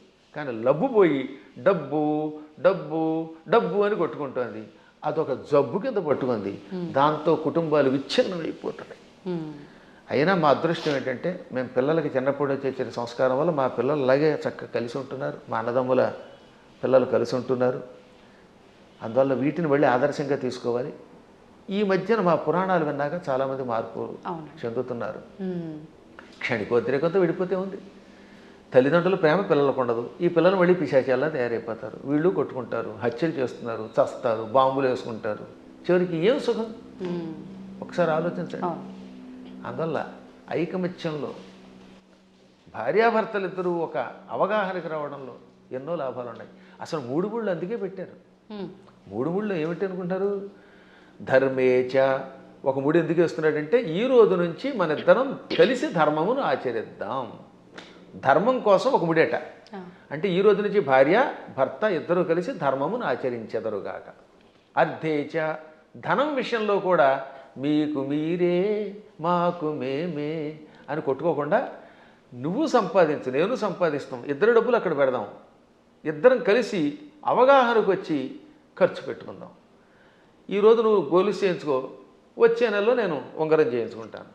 ఆ తర్వాత ఇద్దరం కలిసి కొంత లోను పెట్టుకుని, ఎలోనుగా బతకకుండా లోను పెట్టుకుని ఇల్లు కట్టుకుందాం, లోన్ తీర్చుకుందాం, ఇలా అనుకోవాలి. అలాగే ఏ విషయంలో అయినా ధనాన్ని విషయంలో భార్యాభర్తలు ఒకరికి తెలియకుండా ఒకళ్ళు ఖర్చు పెట్టకూడదు. అత్యావశ్యక స్థితిని ఉంటుంది అప్పుడు తప్ప. అందువల్ల అర్థము విషయంలో 2వ ముడి ఇవ్వాలి. ఇక 3వది కామేచ. కోరికలు కూడా ఇద్దరు కలిసి తీర్చుకోవాలి. ఆవిడికి దెబ్బకఠ దొంగల ముఠా సినిమా ఇష్టం, ఈయన గారికి ఏమో నాలాగే జయసింహ ఇష్టం. నేను జయసింహే చూస్తాను, కాదు నేనేమో ఇవే చూస్తాను అనకుండా ఓ రోజు జయసింహ, ఓ రోజు దెబ్బకఠ దొంగల ముఠా చూడండి. అలా ఇద్దరు కలిసి ఒకళ్ళు జానపదం ఇష్టం, ఒకళ్ళకి ఏదో గూఢచారి సినిమాలు ఇష్టం, ఒక్కొక్కళ్ళకి అవి ఇవి కాకుండా ఊడు పిల్లలు కొట్టుకునే సినిమాలు ఇష్టం. అలా ఇష్టాలు ఇద్దరు దాన్ని ఏమంటారు పంచుకోవాలి. ఇంక 2వది భార్యామడికి రోజు మైసూరు బజ్జీ ఇష్టం, ఈ భర్త గారి కర్మ వాడికి ఎప్పుడు ఫ్రైడ్ రైస్ ఇష్టం. అప్పుడు ఇద్దరు కొట్టుకోకుండా 2 చేసుకుని 2 చెరిసగా తినమనండి, ఏం చేస్తాం? అలా కోరికలు కూడా కలిసి తీర్చుకోవాలి. అందుకని ధర్మేచ అర్థేచ కామేచ నాతి చరామి అన్నాడు ఆయన. నాతి చరితవ్యం అని పురోహితులు వారు మంత్రం చెబుతారు. అతి చరితవ్యం అంటే దాటి వెళ్ళుట, చెప్పకుండా చేయుట. నా అతి చరితవ్యం అంటే దాటి వెళ్ళను. ధర్మ అర్థకామములలో నీ మాటే వింటాను, నిన్ను దాటి వెళ్ళను అని మంత్రం పురోహితులు వారు చెప్పమనగానే, బ్రహ్మగారు చెప్పమనగానే ఈయన నాతిచరామి అంటాడు. నా అతిచరామి. అతిచరామి అంటే నిన్ను దాటి వెడతాను, నీకు చెప్పకుండా చేస్తాను. నా అతిచరామి కలిస్తే సవర్ణ దీర్ఘసంధి. నా అతి అది నైతత్పురుషం సమాసంలో, అది నాతి అవుతుంది. నాతి చరామి అంటే నిన్ను దాటి వెళ్ళను, నీకు చెప్పకుండా చేయనని ప్రతిజ్ఞ చేస్తున్నాడు మొగుడు. భర్త గారు భార్యామణికి 3 ముళ్ళు వేసి ఏమంటున్నాడు? ధర్మ అర్థకామములలో నిన్ను దాటి వెళ్ళను, నీకు చెప్పకుండా చేయనని ప్రతిజ్ఞ చేశాడు. ఆవిడ ఆనందపడిపోయి ఆహనా భర్త ఎంట అనుకుంటోంది. ఇంకా ఆ మాట మీద ఆయన నిలబడాలి, ఈవిడ నిలబడాలి. అప్పుడు ఎంత బాగుంటుందండి. పెద్దవాళ్ళు ఇంట్లో ఉండకుండా తరివేస్తే ఏమిటి లాభం? తల్లిదండ్రుల్ని పూజించడం, అత్తమామల్ని పూజించడం వల్ల పెద్దవాళ్ళు ఒక అండ. వాళ్ళు అలాగే ఉండాలి. మూర్ఖత్వంతో కోడల మీద పెత్తనం చేయకూడదు. ఈ రోజులో పెత్తనం ఎవడు ఒప్పుకుంటాడు? మీరు ₹1,00,00,000 జీతం ఇచ్చినా సరే ఒక్కరోజు ఏదన్నా అంటే వాళ్ళకి మండిపోతుంది. నేను చూశాను కదా, మన దగ్గర పనిచేసే అసిస్టెంట్లకి ఇచ్చినంతకాలమే ఆనందం. ఎప్పుడన్నా ఎరా ఈ పూట ఎందుకు అగరత్ వెలిగించలేదంటే నేను ఎందుకు వెలిగించాలని అంటాడు వాడు. ఎవరి మాట ఎవరు వింటలేదమ్మా. మేము చూస్తున్నా, నాకంటే మీకు బాగా తెలుస్తుంది. ఎందుకంటే మేము కొంచెం పురాణం రంగంలో ఉంటాం. మా దగ్గరకు వచ్చిన వాడు ఎక్కడికి పోడు. కానీ మీరు చూస్తారు ఛానల్స్ ఉన్నాయనుకుందాం. ఛానల్స్లో పైవాడు ఏదనంటే మర్నాడే ఉద్యోగం మానేయడం ఇంకో ఛానల్. ఇది కాదు అది, అది కాదు ఇది. బోల్డ్ స్టూడియోలు, బోల్డ్ యూట్యూబ్లు, బోల్డ్ యూట్యూబ్లు ఎవడో వినడం. అలాంటి చోట కొంచెం జాగ్రత్తగా అవగాహనతో ఉండాలి. అప్పుడు కుటుంబాలు నిలబడతాయి, పిల్లలు బాగుపడతారు. మన పిల్లల కోసమైనా బాగుపడద్దా? గురుగారు, ఇప్పుడు మీరు ఇందాకే అన్నారు, నేను మళ్ళీ ఆ ప్రశ్నే అడుగుతున్నాను. అంటే పెంపకం కరెక్ట్గా లేదు అని అంటే, మిగతా మతాలలో కనుక తీసుకుంటే చిన్నప్పటి నుంచే వాళ్ళ గ్రంథాలని, ఆ గ్రంథంలో ఉన్న జ్ఞానాన్ని వాళ్ళకు చదువు తర్వాత చదువుకి ముందర ఒక గంట అదే ఒక క్లాస్ లాగా పెట్టి అలాంటివి చేపించే విధానం చూస్తున్నాం. మన దగ్గరకు వచ్చేసరికి ఈ మధ్య కాలంలో ఎక్కువగా ఇలాంటి పెద్దవాళ్ళు చెప్తుంటే వింటున్నారు. అది ఎంతవరకు వింటున్నారు, ఎవరు వింటున్నారు అంటే పెద్దవాళ్ళే వింటున్నారు. దానికి గంట అరగంట చెప్పడం కదా, వాళ్ళు క్రూరత్వం నేర్పిస్తారు చిన్నప్పటి నుంచి. అది తప్ప ఇంకోటి లేదు. కొన్ని మతాలు ఉన్నాయి, వాడి మతం పొద్దు నుంచి సాయంత్రం దాకా నూరిపోయటం, తేడా వస్తే ఇతర మతస్థుల్ని చంపడానికి ప్రయత్నిస్తారు. అంత మూఢత్వంతో బోధించవలసిన అవసరం కలియుగంలో మనకు కూడా వచ్చింది. ఇప్పుడు మనం బోధించట్లేదు. పిల్లలు బొట్టు పెట్టుకోకపోతే ఒప్పుకుంటున్నాం మనం. పిల్లలు గొడ్డలిప్పు తిరుగుతామంటే తిరుగు అంటున్నాం మనం. స్వేచ్ఛ కాదనట్లేదు, ఎవరి బట్టలు వాళ్ళవే. కానీ కొంతైనా మనల్ని రక్షించుకునేలా చేసుకోవాలి. ఇప్పుడు ఎవరి స్వేచ్ఛను ఎవరు కాదంటారు? ఎవరి ఇష్టమైన బట్టలు వాళ్ళే కట్టుకుంటాం. నాకు కాషాయమే ఇష్టం, నేను ఒక రకమైన సన్యాసి జీవితం గడుపుతున్నాను, కుటీచక జీవితం అని చెప్పి నేను ఇలా చేస్తాను, మీరు అలా చేయండి కాదని అంటారు. కానీ కొంత జాగ్రత్త వహించాలి. అందుకని చిన్నప్పటి నుంచి పిల్లలు ఏం చేయాలంటే, మనం మన పిల్లల మీద ఎంత ప్రేమ ఉన్నా బొట్టు పెట్టుకోకపోతే, విభూతి పెట్టకపోతే, లేదా నీ సంప్రదాయంలో ఊర్ధ్వపుండ్రం పెట్టకపోతే ఆ పూట అన్నం పెట్టకు. కఠోరంగా ఉండాలి వాళ్ళలాగే, ఇతరులాగే. అలా అన్నం పెట్టే ముందు బొట్టు ఉంటేనే అన్నం పెట్టామనుకోండి, వాళ్ళు చిన్నప్పటి నుంచి బొట్టు పెడతారు. కానీ మనం అబ్బబ్బా సర్వమత సమానత్వం అంటే ఎక్కడ సర్వమత సమానత్వం? వాడు ప్యాంట్లు ఇప్పి కాల్చి చంపేశారు మొన్న పెహల్గాంలో. అంత క్రూరత్వంగా ఉంటున్నారు వాళ్ళు. కాబట్టి చిన్నప్పటి నుంచి మనం కూడా నేర్పవలసిందే. ప్రతిదినము భారత భాగవత కథలు, శివాజీ మహారాజు లాంటి వాళ్ళ కథలు చెప్పవలసిందే. ప్రతిదినము ఏదో ఒక స్తోత్రం ఎంతోసేపు చదవవలసిందే. అది చదివితేనే వాడు స్కూల్కి వెళ్ళాలి, అది చదివితేనే వాడికి అన్నం పెట్టాలి, అది చదివితేనే వాడికి ఏదైనా చేయాలి. అది చదవనంత వరకు వాడికి టీవీ కూడా పెట్టకూడదు.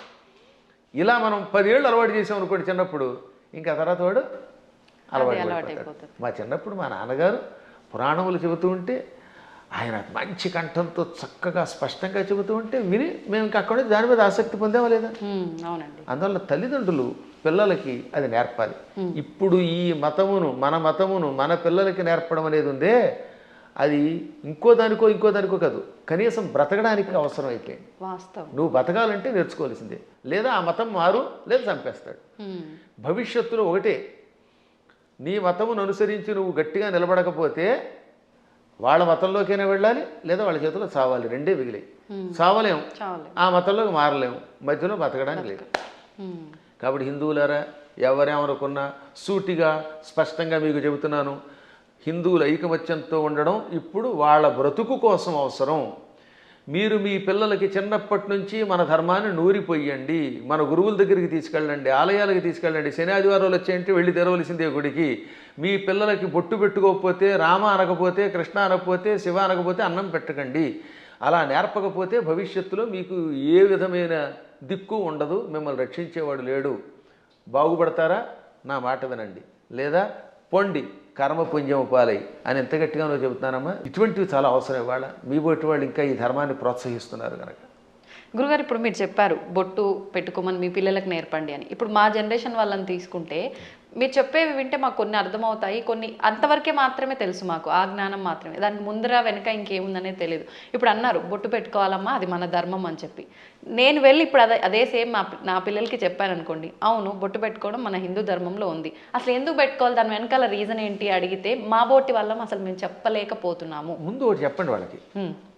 ఇప్పుడు ఆ పెహల్గాంలో ఎందుకు కాల్ చేశారు? వాళ్ళ మతంలో లేరని, అంతేనా? దానికి ఏమన్నా రీజన్ ఉందా? ఇప్పుడు నువ్వు బొట్టు పెట్టుకుంటూ ఇలా ఐకమత్యంతో 10 మంది కలిసి ఉండకపోతే రేపు పొద్దున్న నువ్వు మా వాడివి కాదని చంపేస్తారు. కాబట్టి ఒకటి ముందు మన ధర్మం బతకడానికి అవసరం చెప్పండి. రెండవది ఈ కనుబొమ్మల మధ్యలో బొట్టు పెట్టుకుంటే ఒకటి అందం. ఇప్పుడు మీరు ఆ కాస్త బొట్టు తీసేసి ఉంటే మీ మొహం చూడలేం, అదో రకంగా కనపడతారు, పిశాచపు మొహంలో ఉంటుంది. బొట్టు పెట్టుకుంటే సౌందర్యం. తర్వాత ఈ కనుబొమ్మల మధ్యలో జ్ఞాపక శక్తి పెంచడానికి చాలా ఉపయోగపడుతుంది. రోజు నిత్యం ఈ చూపుడు వేలుతోటి బొట్టు పెట్టుకోగా ఒత్తిడికి జ్ఞాపక శక్తి పెరుగు, చురుకుతనం పెరుగుతుంది. కొంతకాలం అబ్జర్వ్ చేయండి మీరే. ఇప్పుడంటే కెమికల్స్ వచ్చాయి, స్టిక్కర్స్ వచ్చాయి, కానీ పూర్వం కుంకుమ అంటే కుంకుమ పెట్టుకుంటే దానివల్ల ఆడవాళ్ళలో ఒక రకమైన జ్ఞాపక శక్తి, ఇంట్లో ఏ మూల ఏ వస్తువు పెట్టినామో వాళ్ళు గుర్తున్నట్టుగా ఎవరికి ఉండదు. పోపుల డబ్బాలో ఫలానా దాంట్లో కందిపప్పు ఉంది, దాంట్లో పెసరపప్పు ఉంది, ఆవాలు ఉన్నాయని ఎలా గుర్తుపెట్టుకున్నారమ్మా వాళ్ళు అవధానులు. మేము పద్యాలు గుర్తుపెట్టుకున్నట్టుగా అది బొట్టు వల్లే వస్తుంది. జుట్టు చక్కగా కొబ్బరి నూనె రాసుకుని దువ్వుకుంటూ ఉంటే జుట్టు ఊడిపోకుండా ఉంటుంది. ఇప్పుడు కొబ్బరి నూనె ఎందుకు రాసుకోవాలంటున్నారు? అందుకని కొబ్బరి లేదు, రబ్బరి లేదు, శుభ్రంగా నున్నగా అయిపోతుంది. దానికోసం బోడి ఖర్చు పెడుతున్నారు. అవునా? కాబట్టి పేలు పట్టకుండా ఆరోగ్యంగా ఉండదు, తలనొప్పి తగ్గుతుంది. ఇప్పుడు మీకు తలనొప్పులు ఎక్కువ ఎందుకు వస్తున్నాయి అంటే కేవలం నూనె రాసుకోకపోవటం, వారానికి ఒకసారి కుంకుడుకాయలతో తలంటుకుపోవడం వల్ల హెడ్ఏకులు వచ్చి దానికోసం మందులు వాడి, ఈ మందుల వల్ల ఇంకో రోగం వచ్చి మోకాలు నొప్పి వచ్చి, మోచేయి నొప్పి వచ్చి గట్టిగా నడవలేరు, కూర్చోలేరు. అందుకని లిఫ్ట్లు పెట్టవలసి వస్తుంది. మేము పైకి కిందకి 4 అంతస్తులు రోజుకి 8 సార్లు దిగుతున్నాను. నేను ఇంతవరకు లిఫ్ట్ ఎక్కలేదు తెలుసా? ఇప్పుడు మీరు పైకి వచ్చిన ఈ భవనంలో నేను ఇంతవరకు లిఫ్ట్ ఎక్కలేదు ఒక్కనాడు కూడా. నేను ఒకడికి లిఫ్ట్ ఇవ్వాలి కానీ నాకు ఒకటి లిఫ్ట్ ఇవ్వడం ఏమిటి యంత్రం? అందువల్ల నేను నడిచి వస్తున్నాను. అది కారణం ఏంటంటే తలంటుకోవటం, కొబ్బరి నూనె రాసుకోవటం, ఒంటికి అప్పుడప్పుడు తైలమర్దనం చేసుకుని శుభ్రంగా అభ్యంగన స్నానం చేయటం, బొట్టు పెట్టుకోవడం. ఈ సంప్రదాయాలు ఆరోగ్యాన్ని ఇస్తాయి. మన సంప్రదాయాలన్నీ ఆరోగ్య సూత్రాలే. మన తలలో ఉన్నటువంటి బ్యాక్టీరియాని చంపి ఆ చేదు, కుంకుడు చేదు బట్టతలు రాకుండా కాపాడుతుంది. రెగ్యులర్గా కుంకుడుకాయతో వారానికి 2 సార్లు 1 సారి స్నానం చేయండి, జుట్టు వస్తుంది. షాంపూలు పెట్టండి, వెంటనే ముందు తెల్లని రంగు క్యాంప్ వేస్తుంది షాంపూ వల్ల, అందుకే తెల్లబడిపోతాయి. ఆ తర్వాత ఈ తెలుపు బాగు చేయడానికి మళ్ళీ రంగు వేయాలి. ఆ రంగు వేసేసరికి మొత్తం జుట్టు ఊడిపోయి చుట్టూతో 4 వెంట్రుకలు దానికి రంగు వేయటం, లేదా మళ్ళీ విగ్గులు పెట్టుకోవడం, ఎన్ని గొడవలు వస్తున్నాయి. కాబట్టి మన సంప్రదాయంలో అన్ని ఆరోగ్యానికి పనికొచ్చేవి. అయినా కొన్ని విషయాల్లో ఇంకెందుకు అడగకూడదండి. నేను ఎందుకు పుట్టానంటే ఏం చెబుతావు? మనం పుట్టామా లేదా? ఆ పుట్టడానికి మన కారణం మన చేతిలో లేదు. అది మన కర్మ ఏది ఉందో మనకు తెలియదు.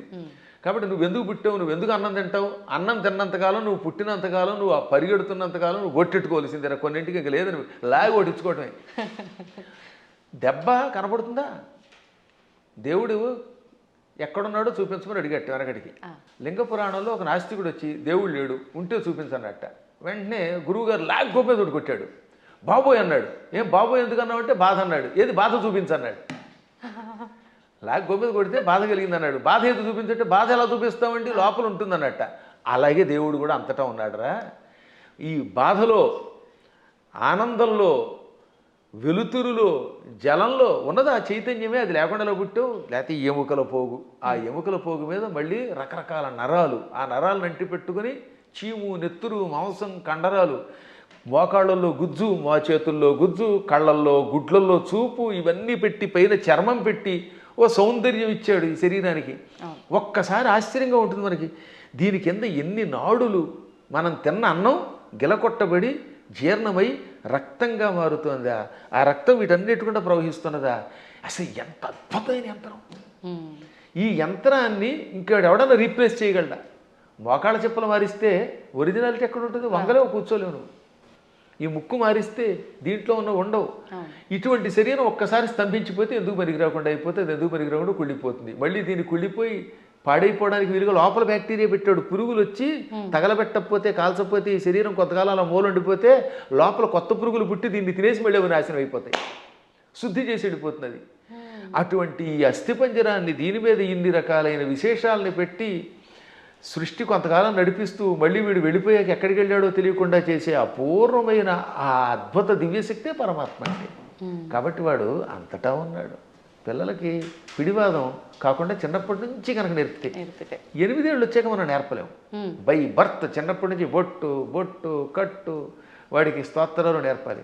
ఇప్పుడు నేను ఉదాహరణ చూస్తాను. మా మనవడు ఉన్నాడు, మా మనవరాలు ఉండేది. వాళ్ళు రామ అనకుండా అన్నం తినరు. వాళ్ళ అమ్మ నాన్న అలా పెంచుతున్నారు. శివాజీ మహారాజుకి జై అంటాడు మా మనవడు వచ్చి కత్తి తీసి. ఆ శివాజీ కథలు నేర్పారు. ఆ రకంగా చిన్నప్పటి నుంచి నేర్పితే ఖచ్చితంగా ఈ మార్గంలో వస్తారు. నేర్పినారని దరిద్రులు కొంతమంది ఉంటారు, కొంతమంది క్రూరులు. ఆ కమ్యూనిస్టులు మనమేం బాగు చేయలేము. వాళ్ళు నికృష్టులు, వాళ్ళ పక్కన వదిలేద్దాం, అది వాళ్ళ కర్మ. కానీ ముందు మన ప్రయత్నం మనం చేయాలి. గురుగారు, ఇప్పుడు మీరు ఇందాక అన్నట్టుగా పిసినారి కానివ్వండి, ఇలాంటి మూర్ఖులు నాస్తికులు కానివ్వండి, ఇదంతా అంటే వాళ్ళ కర్మను బట్టే వచ్చారు అనుకోవచ్చా? మరి లేదు అంటే ఇప్పుడు మీరు చెప్పినట్టుగా పెంపక లోపము అలా కూడా అనుకోవచ్చా? దీనిలో చాలా పనిచేస్తాయి. పెంపకంలో కొంత లోపం, వాళ్ళ పూర్వకర్మలు కొన్ని, చుట్టుపక్కల వాతావరణం కొన్ని, పరిస్థితులు కొన్ని, ఇవన్నీ కర్మల యొక్క ఫలితాలు. అందుకే కొంతవరకు మనం మన ప్రభావంతో మార్చొచ్చండి. చెప్ప కొంత మారుతారు, అంతా మారదు. కానీ అలాగే కొన్ని చూడగా ఎప్పటికో కొంతమంది మారుతారు. కొన్ని పుట్టుకతో వచ్చే దరిద్ర లక్షణాలు ఉంటాయి, అవి చచ్చేదాకా మారవు. అందుకే వాటిని ఏమంటారు? నైసర్గికములు అంటారు. నిసర్గ అంటే బై బర్త్ వచ్చేదాన్ని. పూర్వం మీరు ఎప్పుడన్నా సోషల్ స్టడీస్ చదివితే భారతదేశానికి నైసర్గికంగా హద్దులే ఉన్నాయి అంటే ఏంటి? సహజంగా ఏర్పడినవి అని అర్థం. కాబట్టి నిసర్గ అంటే పుట్టుకతో వచ్చే సహజ లక్షణము. అటువంటి లక్షణాలకి అన్నీ పోవుగానే కొంతవరకు మార్చచ్చు. నాస్తికులు కూడా చివరిలో మారినవాళ్ళు లేరు. కొంతమంది పేరు కమ్యూనిస్టులు, మా ఆవిడ రమ్మందండి అని వెళ్ళి ఏడుకొండల దగ్గరికి వెళ్ళడం. అందువల్ల వాళ్ళ ఆవిడ రమ్మన్నా కదా, వీడికి లోపల ఎంతో కొంత భయం ఉంటుంది. దొంగ కనపడ్డావు, అది సంఘంలో ఒకసారి అందులోకి వెళ్ళాక ముద్ర ఎంచుకుని దానికోసం అలా ఏడుస్తారు. కానీ లోపల వాళ్ళకి పీకుతుందమ్మా. ఇంతెందుకు, నేను ఎరిగి నాతో క్లాస్మేట్ ఉండేవాడు, పక్కా కమ్యూనిస్ట్ అనేవాడు. ఓ రోజు గుండు కొట్టించుకొచ్చాడు. ఏమిటంటే తిరుపతి వెళ్ళాట. ఎందుకంటే ప్రపంచ నాస్తిక సభలు దిగ్విజయం అయితే గుండు కొట్టించుకుంటానన్నట్ట. అది వ్యవహారం. కాబట్టి ఇలాంటి వాళ్ళు కూడా ఉంటారు. అది పూర్వం ఒక సామెత ఉండేది, round at stage, flat at home అని. అంటే భూమి గుండ్రంగా ఉందనేమో వేదిక వచ్చి చెప్తాట, ఇంట్లోకి వచ్చాక లేదు బల్లపరుపుగా ఉందంటాట. అంటే ఇంట్లో ఒకటి బయట ఒకటి అన్నమాట. బయట 4 తోటేమో round at stage, flat at home అని మా చిన్నప్పుడు సామెత ఉండేది. ఇది వేదికల మీద పూర్వం ఇంగ్లీష్లో మాట్లాడేవారు కదా, వాళ్ళు ఇలా మాట్లాడేవారు అనమాట. అప్పట్లో ఇంగ్లీష్ వాళ్ళ టైంలో అంతా ఇంగ్లీషే ఉపన్యాసం. ఆ ఉపన్యాసాల్లో చిలకవర్తి లక్ష్మీ నరసింహం గారి దగ్గరికి ఒక ఆయన వచ్చాడు. ఆయన పేరు బిపిన్ చంద్రపాల్. బిపిన్ చంద్రపాల్ ఉపన్యాసంలో మాట ఇప్పుడే చెప్పింది.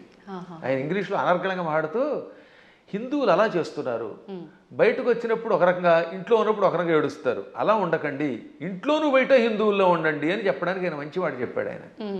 కాబట్టి మనం ఏది నమ్మేమో అది చెయ్యాలి చివరిదాకా. అజ్ఞానంతో కూడినవి చేయకుండా ఉండాలి. సరే, ఏది ఏమైనప్పటికీ ముందు పిల్లల్ని మన మార్గంలో మనం పెంచుతామమ్మా.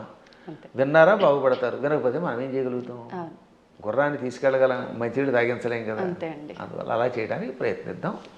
మళ్ళీ భగవంతుని అనుగ్రహించినప్పుడు ఇంకోసారి కలుసుకుందాం. గురుగారు, ఒక చిన్న సందేహం. క్రిందటిసారి మనం చేసిన వీడియోలో విశుక్ర ప్రాణహరణ వారాహి వీర్యనందిత అని చెప్పి మీరు శ్లోకం చెప్పడం జరిగింది లలితా సహస్రనామాల్లోంచి. అది చాలామంది విషంగ ప్రాణహరణ అని చెప్పి కామెంట్లలో కూడా పెట్టడం జరిగింది. అసలు ఏంటండి వాస్తవం ఏంటి? ఇక్కడ 2 రకాలు. అది జ్ఞానంతో పెడితే పర్వాలేదు, ఎవడో చెప్పింది విని పెడితే అది వాడి కర్మ, మనం ఏం చేయలేం అనుకోండి. లలితా సహస్రనామానికి వ్యాఖ్యానం రాయాలంటే ముందు వాడికి స్వతసిద్ధమైన ఉపాసన ఒకటి ఉండాలి. ఏముండాలి? ఉపాసన. 2 సంస్కృత పాండిత్యం ఉండాలి. ఈ 2 లేని వాడు వ్యాఖ్యానం చేస్తే మనం పట్టించుకోక్కర్లేదు. ఆ తప్పు అన్నారనే, ఆ తప్పు అన్నవాడు వాడు తప్పుడు మనిషి. ఆ తప్పు కాదు, పాఠాంతరం అనాలి. దాన్ని ఏమనాలి? పాఠాంతరం. కొంతమంది ఇది తప్పండి అని. ఇంతకీ ఇది మీరు ఎప్పుడు నన్ను అడిగింది ఏంటంటే వారాహి దేవత గురించి అడిగారు. అందులో భాగంగా ఈ నామానికి కూడా అర్థం చెప్పాను. విశుక్ర ప్రాణహరణ వారాహి వీర్యనందిత అని లలితా సహస్రనామంలో ఒక నామం ఉన్నది. అవునా? అవునండి. 76వ నామం కదా అది. నామం సంఖ్య మనం పెద్దగా అంతగా పట్టించుకోకలేదు. 76 76. అయితే గురువు గారికి జ్ఞాపశక్తి బాగానే ఉంది. దానికి ముందు మంత్రిణ్యంబా విరచిత విషంగ వధతోషిత. దీనిలో కొంతమంది పాఠాంతరంలో ఏమన్నారు, అందుకే అన్యత్రేణ అంటాడు అక్కడ. అన్యత్రేణ అంటే మరొక చోట వ్యాఖ్యానం రాసేవాళ్ళు విశుక్ర ప్రాణహరుడు బదులుగా విషంగ ప్రాణహరణ వారాహి వీరనందిత అని కూడా ఉన్నది, కానీ అది సరికాదు అని మహాత్ములు చెబుతారు. అది పాఠాంతరం. ఓకే. ఎవరో ఉపాసకులు అలా ఊహించుండొచ్చు. కానీ విశుక్రకి వీర్యానికి ఉన్న సంబంధం తెలుసుకోవాలి, సంప్రదాయం తెలియాలి. దానికంటే ముందు నేను లలితా సహస్రనామానికి భాష్యం రాశాను ఐశ్వర్యోగం అనే పేరుతో. నేను విశుక్ర ప్రాణహరణ వారాహి వీరనందిత అనే పాఠాంతరమే సేకరించాను. మాకు ముందు శ్రీ చంద్రశేఖర భారతీ స్వామి వారు ఉన్నారు. వారెవరో తెలుసుకో మీకు? శృంగేరి పీఠాధిపతులు. ఇప్పుడున్న శృంగేరి పీఠాధిపతులు భారతీ తీర్థస్వామి వారు, ఉత్తర పీఠాధిపతులు శ్రీ విధుశేఖర భారతీ స్వామి వారు. ఈ భారతీ తీర్థస్వామి వారికి ముందు అభినవ తీర్థ మహాస్వామి వారు ఉండేవారు. వారికి ముందు శ్రీ చంద్రశేఖర భారతీ స్వామి వారు. అర్థమైందా? అర్థమైంది గురుగారు. ఆ స్వామి వారి దగ్గర మేము దీని ప్రస్తావన మా నాన్నగారు తీసుకొచ్చారు. నేను వెళ్ళింది భారతీ తీర్థస్వామి వారు చూశాను, అభినవ తీర్థస్వామి వారు కూడా చిన్నప్పుడు చూశాను, నాకు పెద్ద తెలియదు. భారతీ తీర్థస్వామి వారు మహానుభావులు, అజ్ఞానాంజాహ్నవీ తీర్థమే అయిన ఆ మహాత్ముల ఆశీస్సులు నాకు చాలాసార్లు లభించాయి. నేను దాదాపు అందరి పీఠాధిపతుల దగ్గరికి వెళ్ళాను ఉపాసన విషయం తెలుసుకోవడానికి. ఇప్పుడు కంచిపీఠం శ్రీ విజయేంద్ర సరస్వతి స్వామి వారు నేను కనబడితే గుర్తుపెట్టేస్తారు. మొన్న కూడా ఇక్కడ పురాణం చెబితే ప్రత్యేకంగా ఇచ్చారు. అసలు ఎంత గొప్ప అద్భుతమైన మనిషి అంటే ఆయన. మనిషి అంటే అది ప్రేమగా అంటున్నాను తప్ప సద్గురువు విజయేంద్ర సరస్వతి స్వామి వారు కంచిపీఠాధిపతులు. ఇప్పుడు మేము 2012వ సంవత్సరంలో, ఎప్పుడు 2012 అంటే 13 ఏళ్ల క్రితం కంచిలో పురాణం చెప్పాను నేను. అప్పుడు నేను ఇది ఇందాక చెప్పానే దేవి అపరాధ క్షమాపణ స్తోత్రం, ఈ భవాని తత్పాణిగ్రహణ ఆ శ్లోకానికి భాష్యం చెబుతున్నాను. ఎదురుగుండా కూర్చున్నారు శ్రీ విజయేంద్ర సరస్వతి స్వామి వారు. అప్పటికింకా జయేంద్ర సరస్వతుల వారు కూడా ఉన్నారు. ఇద్దరూ నాకు తెలుసున్నవారే. ఇద్దరికీ నేను నమస్కారం చేసుకున్న వాళ్ళని వాళ్ళ ఆశీస్సులు పొందాను. అప్పుడు ఈ విజయేంద్ర సరస్వతి స్వామి వారు ఇలా కుర్చీలో కూర్చున్నారు. బ్రహ్మానంద భరితులు విని అయ్యాక పీఠానికి పిలిచి ఘన సన్మానం చేశారు. మా అమ్మాయి పెళ్లికి చేరిచ్చారు నాకు విజయేంద్ర సరస్వతుల వారు. ఆయనకు ఒక్కసారి ఒక మనిషిని చూస్తే ఎవరి జీవితం గుర్తుపెట్టుకుంటారు. కాబట్టి వారి దగ్గరికి వెళ్ళాను నేను ఇది ఉపాసనా విషయాలు తెలుసుకోవడానికి. సరే, మహానుభావులైన పీఠాధిపతులు అందరినీ చూశాను. గణపతి సత్యానంద స్వామి వారిని ఎరుగుదు నేను. ఇవన్నీ ఎందుకు చెప్పాల్సి వస్తుంది?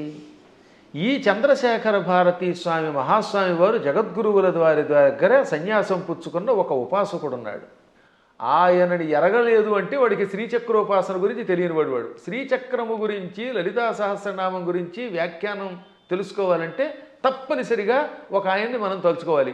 ఆయనే శ్రీ తుమ్మలపల్లి రామలింగేశ్వరులు వారు. అటువంటి శ్రీచక్రోపాసకులు, అటువంటి సంస్కృత వ్యాకరణ పండితులు, అటువంటి మంత్రోపాసకులు చాలా అరుదు. చిన్నప్పుడే సన్యాసం పుచ్చుకున్న మహానుభావుడు ఆయన. మచిలీపట్నంలో ఉండేవారు ఒకప్పుడు ఆయన. ఆ తర్వాత శృంగేరి పీఠాధిపతుల దగ్గర సన్యాసం పుచ్చుకొని యావత్ ప్రపంచం పర్యటించిన మహానుభావుడు. ఎంత అద్భుతంగా రాశాడండి ఆయన. ఆ మహానుభావుడు కూడా బాలానందిని వ్యాఖ్య లాంటి వ్యాఖ్యలు రాశారు. ఆయన కూడా విషంగా అనే ఒక పాఠాంతరం ఉన్నది, కానీ మేము స్వీకరించట్లేదు. కారణం విశుక్ర ప్రాణహరణ వారాహి వీరనందితాయి నమః అనే స్వీకరించారు. ఇంకా భాస్కర్ రాయలు వారు కూడా విశుక్ర ప్రాణహరణ అని రాశారు. ఎందుకు రాయవలసి వచ్చింది? శుక్రము అంటే వీర్యము, రేతస్సు అని అర్థం. శుక్రాచార్యుడికి ఆ పేరు ఎందుకు వచ్చింది? ఒకప్పుడు శుక్రాచార్యుడు చచ్చిపోయిన రాక్షసుల్ని బతికించడం మొదలెట్టాడు. శివుడు చంపడం, ఆ చచ్చిపోయిన వాళ్ళని ఏం చేసేవాడు? ఈయన మృత సంజీవని విద్యతో బతికించేవాడు. దాంతో చచ్చిన వాళ్ళు బతుకుతూ ఉంటే శివుడికి కోపం వచ్చింది. ఓరి కావ్య, అసలు శుక్రాచార్యుడు అసలు పేరు కావ్యుడు, కావ్య. అందుకే అమ్మాయికి కావ్యశ్రీ అని పేరెట్టండి అంటే శుక్రాచార్యుడికి సంబంధించిందా అని అర్థం అనమాట. సరే, అది పక్కన పెడితే కావ్య, నా దగ్గర మృత సంజీవన విద్య నేర్చుకొని ఆ విద్య నా మీద ప్రయోగిస్తావా? నీవు నేర్పిన విద్య నీరజాక్ష అని అమాంతంగా శుక్రాచార్యుని మింగేశాడు. కడుపులో వేసుకొని ఆ తర్వాత ఇంక ఈయన లేడు కనుక, బతికించేవాళ్ళు లేరు కనుక రాక్షసుని చంపేశాడు. 1000 ఏళ్ళు ఈ కడుపులో ఉన్నాడండి ఆయన. ఈ 1000 ఏళ్ళు ఓం నమ శివాయ అని మంత్రం చెప్పించుకుంటూ మృత సంజీవన విద్య ఉంది కదా, అందువల్ల చావకుండా కడుపులో ఉన్నాడు. లోపల కడుపులో గుడగొడలాడుతున్నాడు ఈయన. మన వాడు కొంతమంది కాఫీ తాగితే గుడగొడలాడినట్టుగా కడుపు. ఒక రోజు పార్వతి ఏంటంటే ఆ కడుపులో గడబడ గుడగడ అంటే ఆ కావ్యుడిని మింగాను అనగానే ఆవిడ జాలిపడి, వాడు మరబెట్ట లాంటి వాడే కదండి, వాడిని ఎంతకాలం కడుపులో ఉంచుతారంటే కొంతకాలం శిక్ష వేశాను, సరే ఇహే నువ్వు రమ్మంటున్నావు కనుక వాడిని బయటికి రప్పిస్తానని, కావ్య నా చర్మధాతువు నుంచి అంటే నా రేతస్సు నుంచి బయటికి రా అన్నాడు. నోటితో మింగాను, మళ్ళీ నోటితో బయటికి కక్కితే ఏమవుతాడైనా వాంతి అవుతాడు. వాంతి రూపంలో ఉన్నవాడు గురువుగా పనికిరాడు. కక్కిన వాంతి అశుద్ధం కదా అది. అందుకని శివుడు కూడా నా నోటితో కక్క నిన్ను, నా ధాతువు నుంచి బయటికి రా, అప్పుడు నా కొడుకుతో సమానం అవుతావు అన్నాడు. అప్పుడు ఆయన శివుడి యొక్క గుహ్య ప్రాంతంలో నుంచి రేతస్సు నుంచి బయటకు వచ్చాడు. శుక్రము తెల్లగా ఉంటుంది వీర్యము. ఈ లోపల శివుడి యొక్క వీర్యం నుండి బయటికి రావడం వల్ల అప్పటి నుంచి ఆయన కూడా తెల్లగా అందంగా శివుడిలా తయారయ్యాడు. అందుకని శుక్ర ఆచార్యుడు అన్నారు. అర్థమైందా? అలా శుక్రుడు అయ్యాడు ఆయన. ఇది శివపురాణంలో కాశీఖండంలో ఉంటుంది. నేను చెప్పాను కనుక చాలామందికి తెలుసు, విన్నారు. ఇప్పుడు శుక్రం అంటే ఏమిటనమాట? వీర్యము. అందువల్ల ఆయనకు శుక్రుడు అని పేరు వచ్చింది. విశుక్రము అంటే విపరీతమైన విశేషమైన అని అర్థం. వి అనే అక్షరమునకు ఆ ఒక్క అక్షరానికి విశేషమైన వికల్పమైన శుక్రము కలిగినవాడు.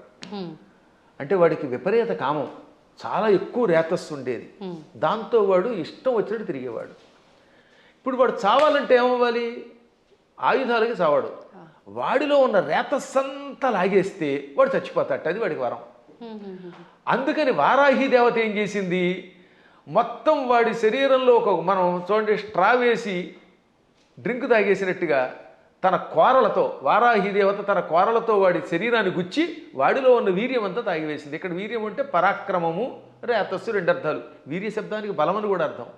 అందుకే వీర్యము అంటే రాముడిలో వీర్యం ఉందంటే అక్కడ బలం ఉన్నదని అర్థం అనమాట. ఆ బలాన్ని, సత్వాన్ని తాగేసింది. అందువల్ల అక్కడ ఏమన్నాడు? విశుక్ర ప్రాణహరణ. విశుక్రుని యొక్క ప్రాణములను హరించిన, తాగేసిన వారాహి దేవత యొక్క వీర్యమునకు నందిత, సంతోషపడింది లలితది. ఇప్పుడు ఆ విశుక్ర శబ్దానికి ఈ వీర్యానికి ఇంటర్లింక్ ఇప్పుడు మీకు అర్థమైందా? ఆవిడ అక్కడ వీర్యమును తాగేయటం వల్ల ఆ వీర్యమునకు ఆవిడ సంతోషపడింది, ఆ బలానికి సంతోషపడింది. ఇక్కడ విషంగా రాస్తే ఈ రెండింటికి ఉన్న మంత్రార్థాలు, గూఢార్థాలు దెబ్బతింటాయి. ఎందుకంటే కొన్ని చెప్పడానికి స్టేజీ కాబట్టి చెప్పట్లేదు నేను. కాబట్టి విశుక్రుణ్ణి చంపాలంటే వారాహి దేవతే ఉండాలి. అతని ప్రాణం పోవాలంటే లోపల ఉన్న వీర్యమును లాగాలి. వీర్యమును స్వీకరించడం వల్ల ఆవిడ కూడా వీర్యస్వరూపిణి అయ్యింది. ఆవిడ వీర్యస్వరూపిణి అయ్యింది కాబట్టి ఆ వీరత్వానికి ఆవిడ అమ్మవారు సంతోషపడింది. అద్భుతమైనటువంటి భావనలు తెలియాలంటే అక్షరము పరబ్రహ్మముగా ఉపాసించాలి.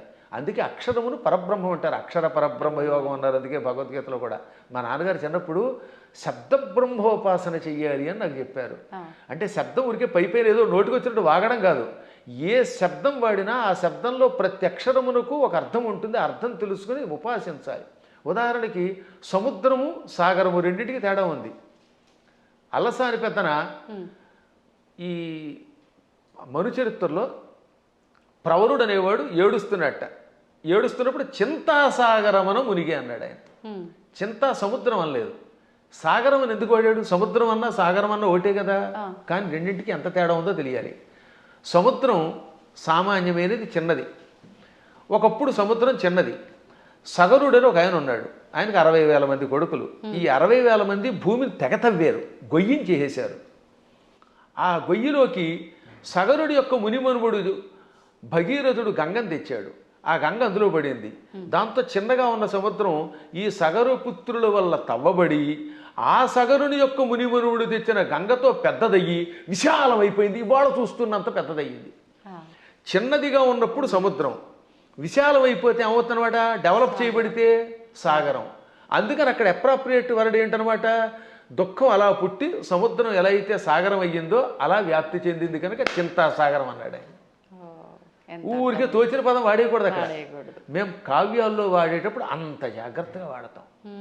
ఇవన్నీ తెలియాలంటే వాడికి ముందు శబ్ద బ్రహ్మ మీద పట్టుండాలి, వ్యాకరణం తెలియాలి, ఏ శబ్దానికి వ్యుత్పత్తి ఏమిటో తెలియాలి, పురాణములలో విశేషాలు తెలియాలి, ఉపాసనలో రహస్యం తెలియాలి, మంత్రశాస్త్రం మీద పట్టుండాలి, శ్రీచక్రంలో నవావరణములో ఏ ఆవరణంలో వారాహి దేవత ఉంటుందో తెలియాలి, వారాహి దేవతకి ఎన్ని కోరలు ఉన్నాయో తెలియాలి. తెలుసా? మళ్ళీ వారాహి దేవతకి ఎడమ వైపున 5 కోరలు, కుడివైపు 4 కోరలు, కుడివైపునేమో 5 కోరలు, ఎడమవైపు 4 కోరలు ఉంటాయి. 9 కోరలు ఉంటాయి లోపల. అది కూడా తెలియదు కొంతమందికి. అన్ని మామూలుగా దంతాలు వేస్తారు. ఈ వైపు 5, అందులో ఒకటి ఇలా వంగి ఉండాలి, ఒకటి పైకి రంపంలో ఉండాలి, ఈ వైపు 4 ఉండాలి. ఈ కోరలతో ఉన్న వారాహి దేవతను ఉపాసిస్తేనే సక్రమంగా పనిచేస్తుంది. ఆ 9 కోరలే శ్రీచక్రంలో నవావరణ పూజ. అవే నవరంధ్రాలన్నీ మనకి శుద్ధి చేసి పెడతాయి. అక్కడ ఈ వారాహి దేవతకి ఒక్కొక్క దానికి ఒక్కొక్క బీజం ఉంది 9 కూరలకి అనమాట. అందుకే వారాహి వీర్య నందిత ఎయి అనంటే ఒకసారి ఎన్ని అక్షరాలు ఉన్నాయి? వారాహి వీర్య నందిత యై 9. అదనమాట. ఇప్పుడు అర్థమైందా? ఆ 9 కూరలు. వారాహి వీర్య 5, నందితాయి ఇక్కడ. ఇక కంఠస్థానంలో నమః అనే అక్షరం బీజం ఇక్కడ చేరుతుంది వారాహి దేవతకి. ఓంకారం మూర్ధంలో ఉంటుంది. అందుకని ఓం వారాహి వీర్యనందితాయే నమః. మళ్ళీ వీటితో పాటు ముక్కులు, చెవులు, రంధ్రాల్లో ఓం ఐం హ్రీం శ్రీం అనే బీజములు, విశుక్ర ప్రాణహరణ వారాహి వీర్యనందితాయి అంటే ఆకారం వేసేటప్పుడు ఏ బీజం ఎక్కడ వేయాలో వేసి, ఏ కూరలు ఎక్కడ వేయాలో, ఎక్కడ ఏ బీజం ఉందో తెలుసుకుని ఉపాసన చేయాలి. ఇంత ఉపాసన తెలియకుండా తొందరపడిపోయి పాఠాంతరం అనే శబ్దాన్ని తప్పుగా ఉచ్చరించారు అన్నారంటే అది ఎంత ప్రమాదం. అందుకే స్టేట్మెంట్ ఇవ్వడానికి ముందు నీ అర్హత తెలుసుకో. వాస్తవం. లేదా ఫలానా చోటండి పరమాచార్యులు వారు ఇక్కడ పాఠాంతరం ఉందని చెప్పారండి, లేకపోతే ఇంకొక ఆయన ఎవరో ఇలా పాఠాంతరం ఉందని చెప్పారండి, తుమ్మలపల్లి వారు కూడా పాఠాంతరం ఉందనే చెప్పారు, లేదా ఇంకో పెద్ద ఆయన చెప్పారండి అని చెప్పాలి. పాఠాంతరం అనాలి, అక్కడ తప్పనకూడదు. అలాగే ఇప్పుడు ఇక్కడ మనకి దక్షిణాదిలో మంత్రానికి ఒక స్వరం ఉంటుంది, ఒక్కొక్క దానికి ఒక్కొక్కటి ఉంటుంది అనమాట. రాజాధిరాజాయ ప్రసహ్య సాహినే నమో వయం వై శ్రవణాయ కుర్మహే సమే కామాన్ కామకామాయ మహ్యం కామేశ్వరో వై శ్రవణో దధాతు అని చెప్పాలి. ఈ మంత్రం మంది. ఇదే ఉత్తర భారత్లో రాజాధిరాజాయ ప్రసహ్య సాహినే నమో వయం వై శ్రవణాయ అని ఒక గొలుసు కట్టు స్వరం ఉంటుంది. కాబట్టి వాళ్ళు వేద పండితులే, వాళ్ళకి ఆ స్వరంతో నేర్పారు. ఇక్కడ మనకి దక్షిణ భారత్లో ఇది నేర్పారు. కాబట్టి ఇప్పుడు మనం ఇది విని అది తప్పు అంటామా, వాళ్ళు అది విని మనది తప్పు అనాలా? వాళ్ళ గురు పరంపరలో ఆ స్వరంతో ఉడుతుంది. స్వరాలు చాలా ఉన్నాయి. ఇలా స్వరాలు తప్పు అని చెప్పడం వల్లే ఒకప్పుడు పరాశరుడు అంతటి వాడు మళ్ళీ తపస్సు చేయవలసి వచ్చింది. ఆంజనేయుడి యొక్క కథలు ఉంటాయి పరాశర సంహితలో. అందులో ధ్వజదత్తుడు అనేవాడు స్వరాన్ని పక్కవాడిని నీతి తప్పు అని ఆక్షేపిస్తే, స్వరం తప్పు కాదురా, వాళ్ళ సంప్రదాయంలో ఆ శాఖలో ఆ రకమైన స్వరం ఉంటుంది, నువ్వు ఆక్షేపించావు కనుక వచ్చే జన్మలో దరిద్రుడివై పుట్టు అని గురువుగారు చెప్పిస్తే దరిద్రుడై పుట్టాడు వాడు. ఎంత తేడా ఉందో ఆలోచించండి. అందుకని నేను ఎప్పుడు తప్పని అన్ను, పాఠాంతరంలో అలా ఉంది. సరే పూర్తిగా తప్పు చెబితే అది వేరే విషయం. శాస్త్రం అనలేరు కొంతమంది. శాస్త్రం ఏం చెబుతోందంటే అంటాడు. అంటే శాకి సాకి తేడా తెలియదు వాడికి. సా అనేది దంత్యం, శా అనేది తాళవ్యం. శాస్త్రం అనకుండా శాస్త్రం అంటే ఏం బాగుంటుంది. ఇప్పుడు మన వాళ్ళకి తెలుగు చెప్పక్కర్లే. పెళ్ళి అనమంటే పెళ్ళి, పెళ్ళి. వెళ్ళి అనమంటే వెళ్ళి. వెళ్ళి అంటే ప్రవాహం అని అర్థం అమ్మా. వెళ్ళి రండి అంటే అక్కడ ఇక్కడ నుంచి ఇంకో చోటకి ప్రయాణం అవ్వండి అని. అదే వెళ్ళి అంటే ప్రవాహం. పాల వెళ్ళి అంటే పాల యొక్క ప్రవాహం, క్షీర సముద్రం అని అర్థం. పాల వెళ్ళి అంటే ఏమిటనుకుంటున్నారు అర్థం? క్షీర సముద్రం అని అర్థం, క్షీరసాగరం. కాబట్టి వెళ్ళి రండి అంటే పొంగెత్తి నీళ్లతో ముంచండి అని అర్థం. మమ్మల్ని ముంచండి అని మీరే చెప్తారు, నా కొంప ముంచండి అని. కాబట్టి వెళ్ళి పెళ్ళి అంటే ఎంత అసహ్యంగా ఉంటుంది. వెళ్ళి అనలేక ఉచ్చారణ రాదు, ఏ శబ్దం ఎలా పలకాలో తెలియదు, మంత్రశాస్త్ర నియమాలు తెలియవు. ఎవడు పడితే వాడు స్టేట్మెంట్ ఇస్తేలాగా. ఎంత గట్టిగా ఎందుకు చెబుతానంటే ఇంక మీదటైనా పిచ్చి పిచ్చిగా ఇలాంటి వాటిల్లో వింటున్నప్పుడు పిచ్చి కామెంట్లు పెట్టకండి, దానివల్ల నాశనం అవుతారు. తెలిస్తే తెలిసినట్టు పెట్టండి. లేదా మాకు అనుమానం ఉందండి, ఎవరి దగ్గర నా తప్పు అంటారేమిటి, ప్రతివాడు తప్పు అనడానికి. అందువల్ల లలితా సహస్రనామంలో అనేక భాష్యములు ఉన్నాయి. మేము కూడా ఐశ్వర్యయోగం అనే అద్భుతమైనటువంటి ఒక భాష్యం గణపతి సచ్చిదానంద స్వామి వారి యొక్క ఆశీస్సులతో రాసి పెట్టాం. దాన్ని భారతీ తీర్థ మహాస్వామి వారు కూడా సంతోషించి అంగీకరించి పీఠికిచ్చారు. హేమాహేమీరైన జగద్గురువుల యొక్క అనుమతితో రాసినటువంటి గ్రంథాలు. ఎప్పుడైనా మీకు అనుమానం ఉంటే ఒక పాఠాంతరమో అనుమానమో అనండి తప్ప ఫలానా వాళ్ళ దాంట్లో తప్పు ఉందని తొందరపడి అనకండి. తప్పు అనాలంటే ఆ స్థాయి ఉండాలి, దానికి వివరణ ఇవ్వాలి, అంతే, మూల్యాన్ని చెల్లించాలి. ఇప్పుడు ఏమన్నా అంటే అహంకారం ఉండవు. అహంకారం ఏమీ రాని సన్నాసిగా అహంకారం ఉంటే ఏం మాకెందుకు ఉంటుందమ్మా? దక్షిణాహంకారం ఉండవలసిందే. విశ్వనాథ సత్యనారాయణ గారు ఏమన్నారు తెలుసా? చల్లపిళ్ళ వెంకట శాస్త్రి గారికి నాలాంటి శిష్యుడు ఉండడం ఆయన ఘనత అన్నాడు ఆయన. అదే కాదు అంతే. అప్పుడప్పుడు ఒక్కొక్కసారి భాషా పాండిత్యంలో మేము కూడా అలా అనకపోతే ప్రతి అడ్డమైన వాడు నెత్తి మీద ఎక్కడ మరి. అందువల్ల చిన్నప్పటి నుంచి తిండి తిప్ప మానేసి ఎన్ని శాస్త్రాలు ఎన్ని వ్యాకరణాలు చదువుకున్నాం. 25 శతావధానాలు చేసిన వాడిని ఇంకోటి చూపించండి ప్రస్తుతానికి. మరి ఇన్ని శతావధానాలు చేసిన మమ్మల్నే మీరు నోటికి వచ్చినట్టు ఏదో కామెంట్ పెడితే ఏ అక్షరం ముక్కరా అని మిమ్మల్ని మేమేమనాలి, అవునా? అవును అవును. కాబట్టి సందేహం లేకుండా నేను పండితుండి ఎవడేమనుకున్నా ఇంకోటమ్మా, అనవసరంగా అహంకారం తెచ్చుకోకూడదు. కానీ అహంకారం ఒక్కోసారి ఉండవలసిందే. పద్మాగర్ గారు సొంత డబ్బా కొడుతున్నాడు అనుకుంటే కొట్టుకోమనండి, ఏం పర్వాలేదు. ఎందుకని? మీరు ఉద్యోగానికి వెళ్ళాలి. ఓ చోట మిమ్మల్ని ఉద్యోగానికి రమ్మన్నారు. అప్పుడు అప్లికేషన్ ఏమని చెప్పాలి మీరు? నేను చవటని, ఆత్మస్థుతి చేసుకోకూడదు కనుక, అంతేత నేను చవటని, నాకేమీ రాదు, వాక్శుద్ధి లేదు, నా మొహం తగలయ్యా, నేను ఇలా ఉంటాను, నాకు ఉద్యోగం ఉండంటే ఇస్తారా? కానీ అప్పుడు ఏం చేయాలి? ఇప్పుడు ఉదాహరణ నేనే ఉద్యోగానికి అప్లై చేశాను ఒకప్పుడు లెక్చరర్గా. ఇప్పుడు గోల్డ్ మెడలిస్ట్ని, ఎంఏలో ఫస్ట్ క్లాస్ నాది, ఫస్ట్ ర్యాంక్ నాది, నేను ఎంఫిల్ చేశాను, పిహెచ్డి చేశాను, లేక నెట్ పాస్ అయ్యాను, నాకు ఇంత అవధానాలు చేశాను, పండితుడంటే ఉద్యోగం ఇస్తాడా? నేను నన్ను పొగుడుకోకూడదు కాబట్టి చెప్తానండి, నేను సన్నాసినండి, చవటనండి, నాకేమీ రాదండి, నాకు ఉద్యోగం ఉండండి, ఎవడిస్తాడమ్మా? కాబట్టి ఒక్కోసారి ఆత్మస్తు తప్పదు. ఇలాంటి వాళ్ళకి సమాధానం చెప్పడం కోసం ఇలా మాట్లాడతాం. అలా విత్తప్పుడైతే ఈశ్వర కటాక్షం వల్ల ఇదంతా వచ్చాయి. నేను అలాగే రాసుకున్నాను పద్యంలో, అమ్మా జగన్మాత నిన్ను ఉపాసించి ఇంత గొప్పవాడిని అయ్యాను. అమెరికా వెళ్ళాను, చాలాసార్లు వెళ్ళాను. ఫస్ట్ టైం వెళ్ళినప్పుడు 2006లో 19 ఏళ్ల క్రితం అక్కడ ఓ అద్భుతమైన పద్యం చెప్పాను. ఏమని? ఎక్కడి ఆంధ్రమందు గల ఏలురో, ఎక్కడి ఆంధ్రమందు గల ఏలురో, ఎక్కడి కాలిఫోర్నియా దిక్కును మ్రొక్కులేని పరదేశమునందున నిర్భయముగా ఒక్కడనై చెరించితి, మహోన్నత కీర్తిని గంటి సంపదల్ మిక్కిలి గంటి. ఇదంతా పొగడ్త కింద ఉంది కదా. ఎక్కడి ఏలూరు, ఎక్కడి కాలిఫోర్నియా దిక్కు మొక్కులేని పరదేశంలో నిర్భయంగా ఒక్కడిని తిరిగాను, కీర్తి పొందాను, సంపదలు పొందాను. కానీ చివరిని ఏమన్నాను తెలుసా? మిక్కిలి కీర్తి గంటిని నీ పద జలేజము భక్తిని గొల్చి అంబిక. అది కొసం మెరుపు. ఇదంతా ఎలా వచ్చింది? నీ పాద పద్మములను భక్తితో ఆరాధించటం వల్ల. సంపదల్ మిక్కిలి గంటి నీ పద జలేజము భక్తిని గొల్చి అంబిక అని ఆ సంపదల్లో లకార పొల్లు చివర ఉండడం వల్ల జలేజములో అలుక్ సమాసంలో ఎతి కూడా పడింది దానికి అలాగా. కాబట్టి చిట్ట చివర అమ్మాయి ఇదంతా నీ అనుగ్రహం అంటాం. మేము ఎప్పుడు వినయంగానే ఉంటాం. కానీ ఒక్కొక్కప్పుడు అజ్ఞానికి సమాధానం చెప్పేటప్పుడు అంత గట్టిగా చెప్పవలసిందే. కాబట్టి విశుక్ర ప్రాణహరణ అనే పాఠాంతరం ఎక్కువ బాగుంటుంది. పాఠాంతరంలో విషంగా ఉండవచ్చు, అది వేరే విషయం ఉంది. ఉన్నప్పటికీ ఇదే. కాబట్టి ఎవరికి ఏది కావాలంటే వాళ్ళ గురు పరంపరను పెట్టి దాన్ని స్వీకరించెదరుగాక అని మంగళాశాసనం చేస్తూ మరొక్కసారి మీ అందరి దగ్గర సెలవు తీసుకుంటున్నాను.